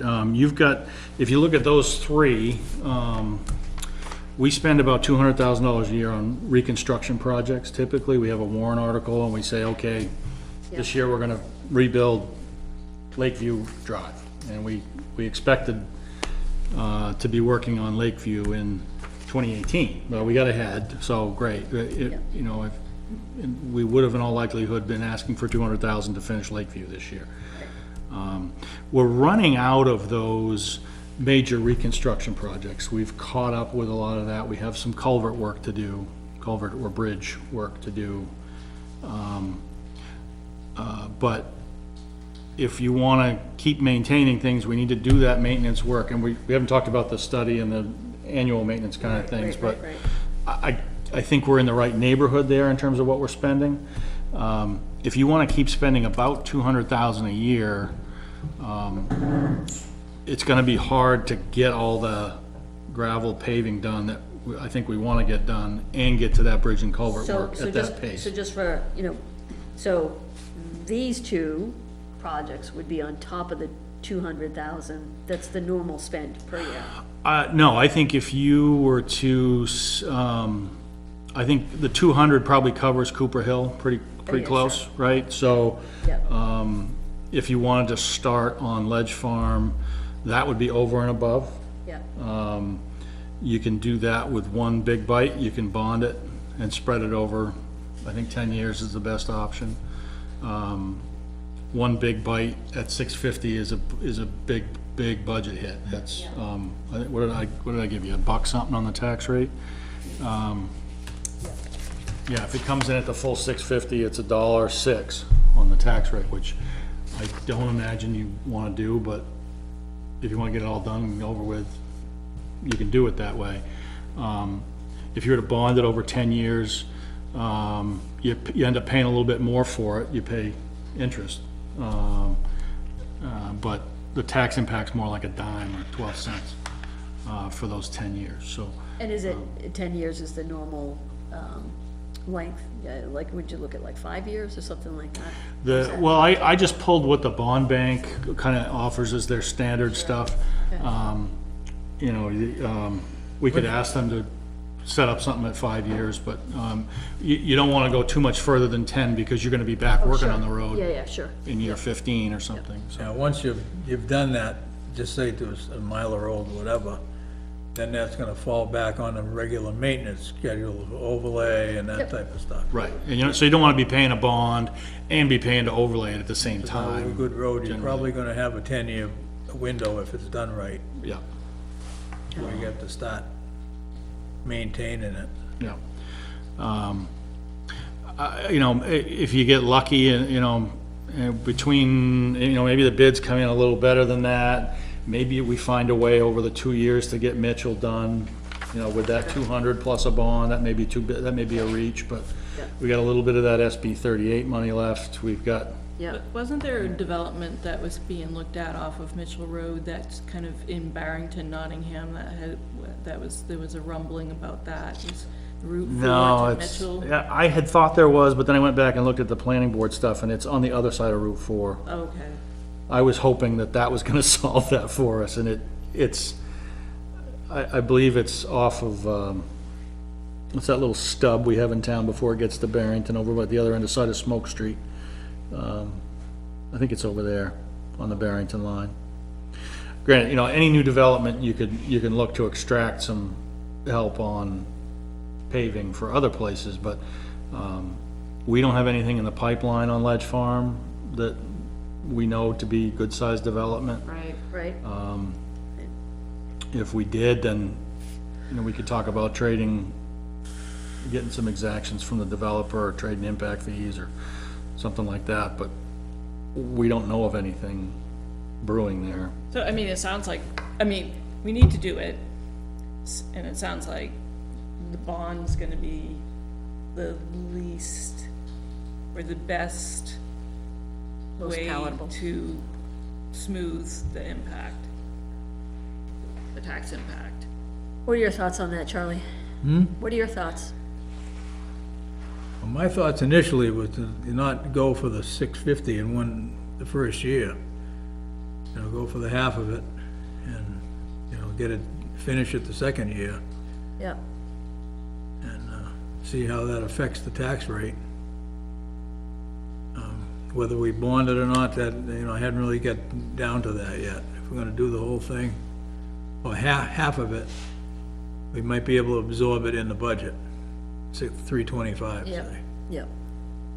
The 650, that's too big a hit to take I agree. in 1 year. Is the other side on Epping, is that paved or is that Yeah, dirt? right up the line. Yep. Yeah, you could break Ledge Farm in two. Sorry, what? It ends up pushing, you know, if you want to do Cooper Hill with 1 year's worth of money, Ledge Farm with year 2, you had the second half of Ledge Farm with year 3, Mitchell with year 4, so let's say those are the top things. We, in the CIP, have, the culverts on Berry, Kelsey. We know we're behind on overlay. We had a year set aside for that. We have the intersections with the state roads, the gravel roads and the state roads. We've wanted to get back to that. We're stacking up at 200,000. I don't know if we can get in 4 years, I don't know if we can get all those paving projects done. So I think you're looking at a bump one way or the other. Definitely. And it's just the pushing out the back end of those, Well, it makes it harder. to Charlie's point, though, if Charlie's saying if we split it in two, and it's still a bump, but it's a smaller bump, is that feasible? What's the downside? Yeah, there's the downside, you pay more for it because you're mobilizing twice, you're risking Yep. inflation in asphalt. Your engineering cost goes up because you gotta get them involved twice. You risk the second year not getting approved by town meeting. Right, You disrupt everybody that uses the road twice. So those are the costs of splitting it. yep, Not fatal, but those Sure, are costs. I think if you accept the 650 as a real number, maybe it's fat, maybe call it 600, Plus or minus? plus or minus. yeah, That's 3 years' worth of money yep, in our $200,000 pace, or it's a $100,000 bump from our usual pace every year for 3 years, yeah, right? You following that math? Yep, So yep. the $100,000 bump is similar to a bond payment, yep, a 10-year bond payment as opposed to a 3-year sure, bump. yeah, yeah, But that's kind of the juggle that I think you're looking at. yeah. I worry about the tail end of those CIP projects. We're stacking up stuff. Start with, we gotta Backside, bite the but- bullet to get started anyway. And then, who knows how the train of thought will go after the first year, What do you think, depending on what a hit it takes on the tax rate. yeah, what do you think, though, Charlie, about the idea of doing a bond for it? I don't think it's a bad idea. And then that way we've got the That way we commitment, could do the whole whole shooting thing. match yeah, the first year. Well, at least, like Ledge Farm. Yeah, that would do ledge One, fund. and then the next year, of course, Cooper Hill is shorter, and a portion of Mitchell and Cooper Hill could happen the second year, sure, because probably gonna need to bond more money. Now, if we bonded the first year and you had got Ledge Farm done, so to speak, and, we start making the bond payments, if we wanna take on another $500,000-600,000 the following year, we're gonna have to bond it again. would it be that much, though? It wouldn't be that much, right? No, if you, let's assume that we stick with our 200,000 baseline. Yep. That's our baseline. Yep, You could add a bond payment to do Ledge Farm, and stay more or less on track with the CIP at that 200,000 for everything else, until we get to the Berry Road Bridge and Culvert project. I think that's the next big monster. and that's 2 years out, or? That's, well, you pick it. That's,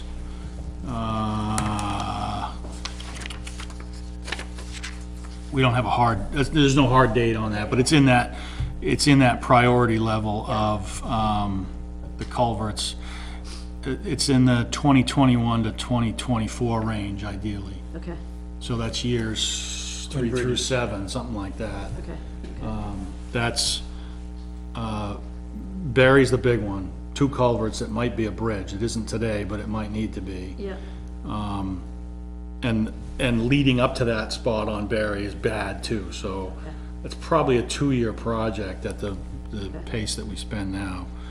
Culverts on McCrillis and Kelsey, P. Porridge, and, what's the other one? I don't remember. And reconstructing the little roads around Nottingham Lake. That's kind of the next tier of priorities. If you, I know you want to talk 1 second, please. If so we do a bond, 10-year bond for that. Is that typically the type of bond that, say if we got an unexpected, gift of highway funds again, right? Is that the type of bond that you could pay off early? Yeah, typically. Well, and it depends on where you get it. The bond bank ones you can't prepay, but a private bank one you could. Okay, I don't Had think. real good luck with Northway Bank, Yeah. and Yeah. it's not as bad as going through the bond bank, oh my God, they kill you with fees. It costs $6,000 just to have the attorney go over it. It's crazy. okay. Okay, I've done it with Northway, similar things, and the closing costs on that were like $2,400. yeah, okay. Last time I was here, I asked if there was a chance that we could actually see the 5-year plan. Did that ever come to light? No. Never did it? But that's part of our next topic, isn't it? Yeah. As far as, 5-year plan.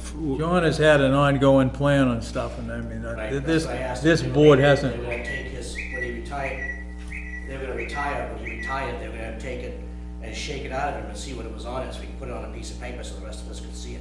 Chris, isn't that part of what we're gonna talk about? That's what I've been reeling off. Yeah, we don't know that, that's what I'm saying, it's nice for you to know it, it's nice for Johnny to know it, but people out here, we don't know what's going on with that. We're curious. Oh, I can give you that. That's, You can do that? yeah. It's part of the capital improvement plan, it's Yeah. ongoing. Right, yeah, yeah, I understand that, but I'm just saying, I'm just thinking, if you have a 5-year plan already in the works, then where does it put the rest of the road repair? Is that at the end of the 5-year term, does it get tacked at the end of it, or does it get moved up close to the front? That's what I'm talking about here with what gets pushed back. We reel off all these other projects those are the other priorities that we have. If we talk about splitting up the stuff that's right in front of us, the effect is pushing the rest of that back. That's what I've been reeling off, all those other projects. Those are the ones that get pushed back, and those are the kind of the next tier of priorities. And that's all in the CIP that was in the town report last year. Yeah, I'm not sure at what level of detail the road projects are, but I'll give it to you. Okay, I okay, can give you that. okay. So, Tony, you have, She has also I have said. a question. sure. How did you come about that poor farm that didn't make that list with all the high traffic count on it? The traffic counts on Poor Farm are not anything like what we saw on Ledge Farm. So that's the, Right, what about the other ones that are gonna go before poor farm? well, what I have suggested to the board is that the top priority is Ledge Farm, Cooper Hill, and Mitchell. Yeah. Those traffic counts are all significantly higher than Poor Farm. So that's one factor. The difficulty of doing Poor Farm weighs on me, to be honest with you. I know, but It's, that's the reason I mean. but the traffic counts that we see, are you looking at that sheet that, on the Berry end of Poor Farm, we're in the 100 range, right? 100 a day? Yeah, it's Yeah. Francesca Michaela down. Right, and if you can see that there's probably 200 cars turning from Poor Farm onto the southbound Ledge Farm a day. So that's about 200 coming out of Poor Farm onto Ledge Farm, At least, yeah. and then some of it going north. You can't infer that from these numbers, but it's, I think your observation is a lot of that traffic's headed south, right? That was what you said earlier. Right. Right, so we're at that end of Poor Farm, we're in the 300 a day range, maybe.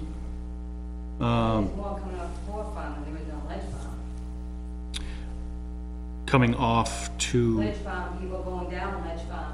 I mean, most of said traffic is coming. Most of it's going straight by, it's coming from up the hill and it's going all the way down Ledge Farm, that's clear. Yeah, it's 2-something, 300 cars a day. Right, right, so that's the neighborhood that we're in. That is a level below Ledge Farm. You know, at 600, it's a, you know, it's very different. And so that's one of the driving, and I know, and I have some sense, and Johnny had some sense of how much time we spend working on the various roads. Ledge Farm is a bear, Cooper Hill's a bear. So that's how I would prioritize them that way. I'm, you know, not the only one that knows anything, so, you know. And, you know, you guys seem to have like a capital improvement budget of 200,000 or whatever, I don't know how long that's been played. And I think, you know, as we start listing these projects, and then we will worry about getting backed up on them, maybe that number isn't realistic either anymore. You know, maybe it's time to bump that number up. I know it's all tax concern, but these expenses aren't going away, they're not fixing themselves. And, maybe that number isn't, you know, realistic number. My train of thought was that whatever we put into these roads would be on top of that 200. Yeah, right. Yeah, Yeah. exactly. Okay, Tony, you haven't spoken up, what are your thoughts? Well, I'm with Charlie on the fact that $650,000 would be a big bite to ask from the taxpayers this year, so I like the idea of the bond, because that does spread it out. It will cost us a little more, you know, over that term, Yeah. but I like that idea. And I like the idea of breaking it up over 2 years, despite the fact that we're disrupting the neighborhood twice. That could take some of the, it adds some logistical hurdles, but it also, adds some logistical economies. Take some sting out of the tax rate. Yeah, Well, you don't do both, either you bond or you If you break it bond, up. then You you want want to to do that, that. or do it all in Yeah, one because the year. bond's gonna level it out anyway. You're gonna take Right. a 650 bond, Yeah. just do it all in 1 year, that makes sense, doesn't make sense to divide it up that way. that's the part I'm divided on, because I like the idea of breaking up the work, but if you've got the cash, you know, by way of the bond, maybe knocking it out all at once Yeah. is the, I way support to doing go. a warrant article that requests a bond, for that amount. Are you okay with, if we do the bond, trying to tackle it all in 1 year? Absolutely. Because that levels it out anyway? Yes. Okay, and you're okay with that? Yeah. so level out the work in 1 year, Yeah. bond out the Because either payments way, of the it. money's gonna be, It's gonna cost the same. yeah. Across but the but bond. it's actually gonna be better for us if we're taking the expense and putting it over 10 years rather than trying to do half in 1 year and half in the other year. Yeah, Right? that's true, and then Yeah. you avoid the inflation and the double engineering and the, Exactly. yeah, Yeah. no, I like that. So you'll draft a warrant based around that? Yep. Okay. And that, Yeah, we'll that's start gonna doing the requ- bond homework, that's Is that gonna require 2/3 vote? that's the, So if that's gonna require 2/3 vote, those folks who really wanna see Ledge Farm get fixed, you're gonna wanna show up at town meeting. Yep.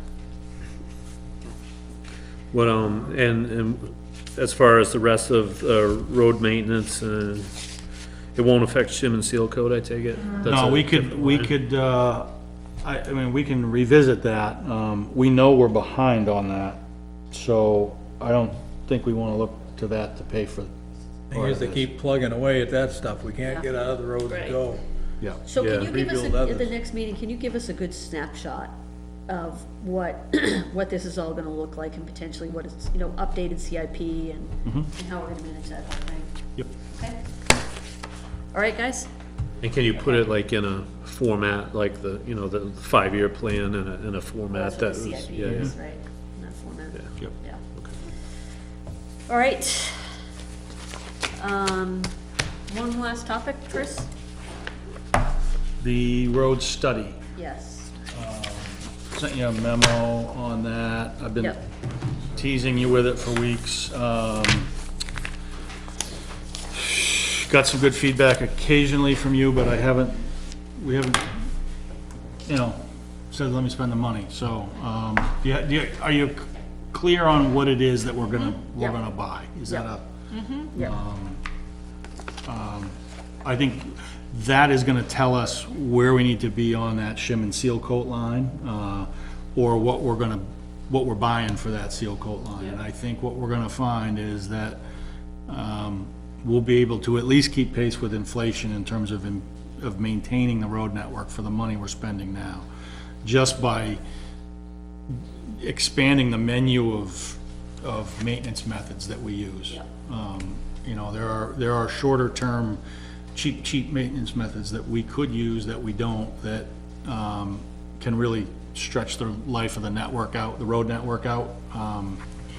You know, you're gonna always invest in your roads and always bring their conditions up, but I think this gets us a nice baseline of this is where we are, this is what it's gonna cost to maintain where we are, or this is what it's gonna cost to get it to the next level if you want to. And I think generally speaking, people are pretty comfortable with the condition of our asphalt roads. We know we have work to do, or, you know, we got some overlay work to catch up on, but generally, people drive around, they think we got pretty good roads. Yep. And I think that's what this is gonna tell us, but it will also tell us what's the best way to keep it that way. Yep. For the, you know, for the 30, we're thinking 30-year chunks now when we talk about this stuff. I think it's a good investment for, once every 5 years, we spend 10 grand to do that kind of, you know, do that kind of study on it and take advantage of what's available in the region. We're behind in that, we haven't done that yet. So refresh my memory on the costs. Well, the two options are in the neighborhood of 10,000 and 40,000. Right. And I broke out all the differences for you. It's, one is the engineering firm with the tricked out van that collects all this data, and we have an engineer that helps us optimize the data that we get, and spits out the reports and guidance on what the project list ought to be. The second option is through Stratford Regional Planning, which is essentially a UNH product. Yeah. That product is coming out of pilot mode and into widespread production around the state. One of the examples I sent you was Rollinsford, and the end product is pretty similar when you look at what Rollinsford got to what the city's got. You know, the city's got the fancy version. I don't think we need the Cadillac version. I think we would gain a ton from the simpler version, and I think it's a great entree into where the region is headed. Small, you know, the towns are headed this way. I think there's going to be a lot more towns using this system, and it's flexible enough that if it doesn't work as well as the fancier products do for us in 5 years, it'll be easy to take our data out and go someplace else with it. Yeah. The reverse is not necessarily true, and you know, I don't mind. I don't really want to marry any one vendor for this, where you're going to be shopping for this again in 5 years. I don't want to. Right. I don't want to stick ourselves with one system that Yep, I agree. doesn't migrate. So, I think being with UNH and New Hampshire DOT is behind it. That's a good place to be. And fortunately, we have that state highway money that we have to use on stuff we wouldn't do otherwise, and this is perfect for it. So, Yeah, good. Okay. I think we can make great use of it. Everybody, okay, moving forward with that? Yeah. I think we're gonna find this is gonna cost us more for everything. And as soon as you start dealing with these engineering firms, the cost gets higher. Yeah. But the days are gone when you had a local guy that really did a good job and had a good handle on what he was doing. And he's not the only one in this area either. There's others around. But those days are going by, as we're finding out, trying to hire somebody to replace that Exactly. person. Yep. It's scary. Yeah, that's happening at the same time that the computer thinking is getting better. It's getting usable, it's getting cheaper, it's getting, so, you know, we'll be able to use 21st century computing power to help us with this where we didn't have that before. We didn't need it, but when, So you're putting that in the budget, or you're taking? No, that- I'm suggesting that we take it out of the SB Right. 38 Yep. funds that you have the authority to spend, and if you give me that authority, I'll contract it now, and we'll race into production with it, so we can use what we learn, Right, Was that This the summer. 10 or the 40,000 option? the 10. 10. 10? Yeah, or the 9, I think it was even. 9 and change, Yeah. right? Yeah. Yeah. All right, I think you've got the approval you're looking for, unless, I know, I Yeah. agree. okay. All right, just put that in the record so that we can show where we're putting our SB 38 money. My only question was, does that, spending that money require a special motion? That's what I'm saying, put it in the, get something in the record like that, so that we leave a trail. Go ahead. I make a motion that the select board authorize the town administrator to contract with the Stratford Regional Planning Commission to produce a road safety management study with a cost not to exceed $9,500 with SB 38 highway appropriations from 2017. I'll second that. All in favor? Thank you. All right, is that it? Anything else?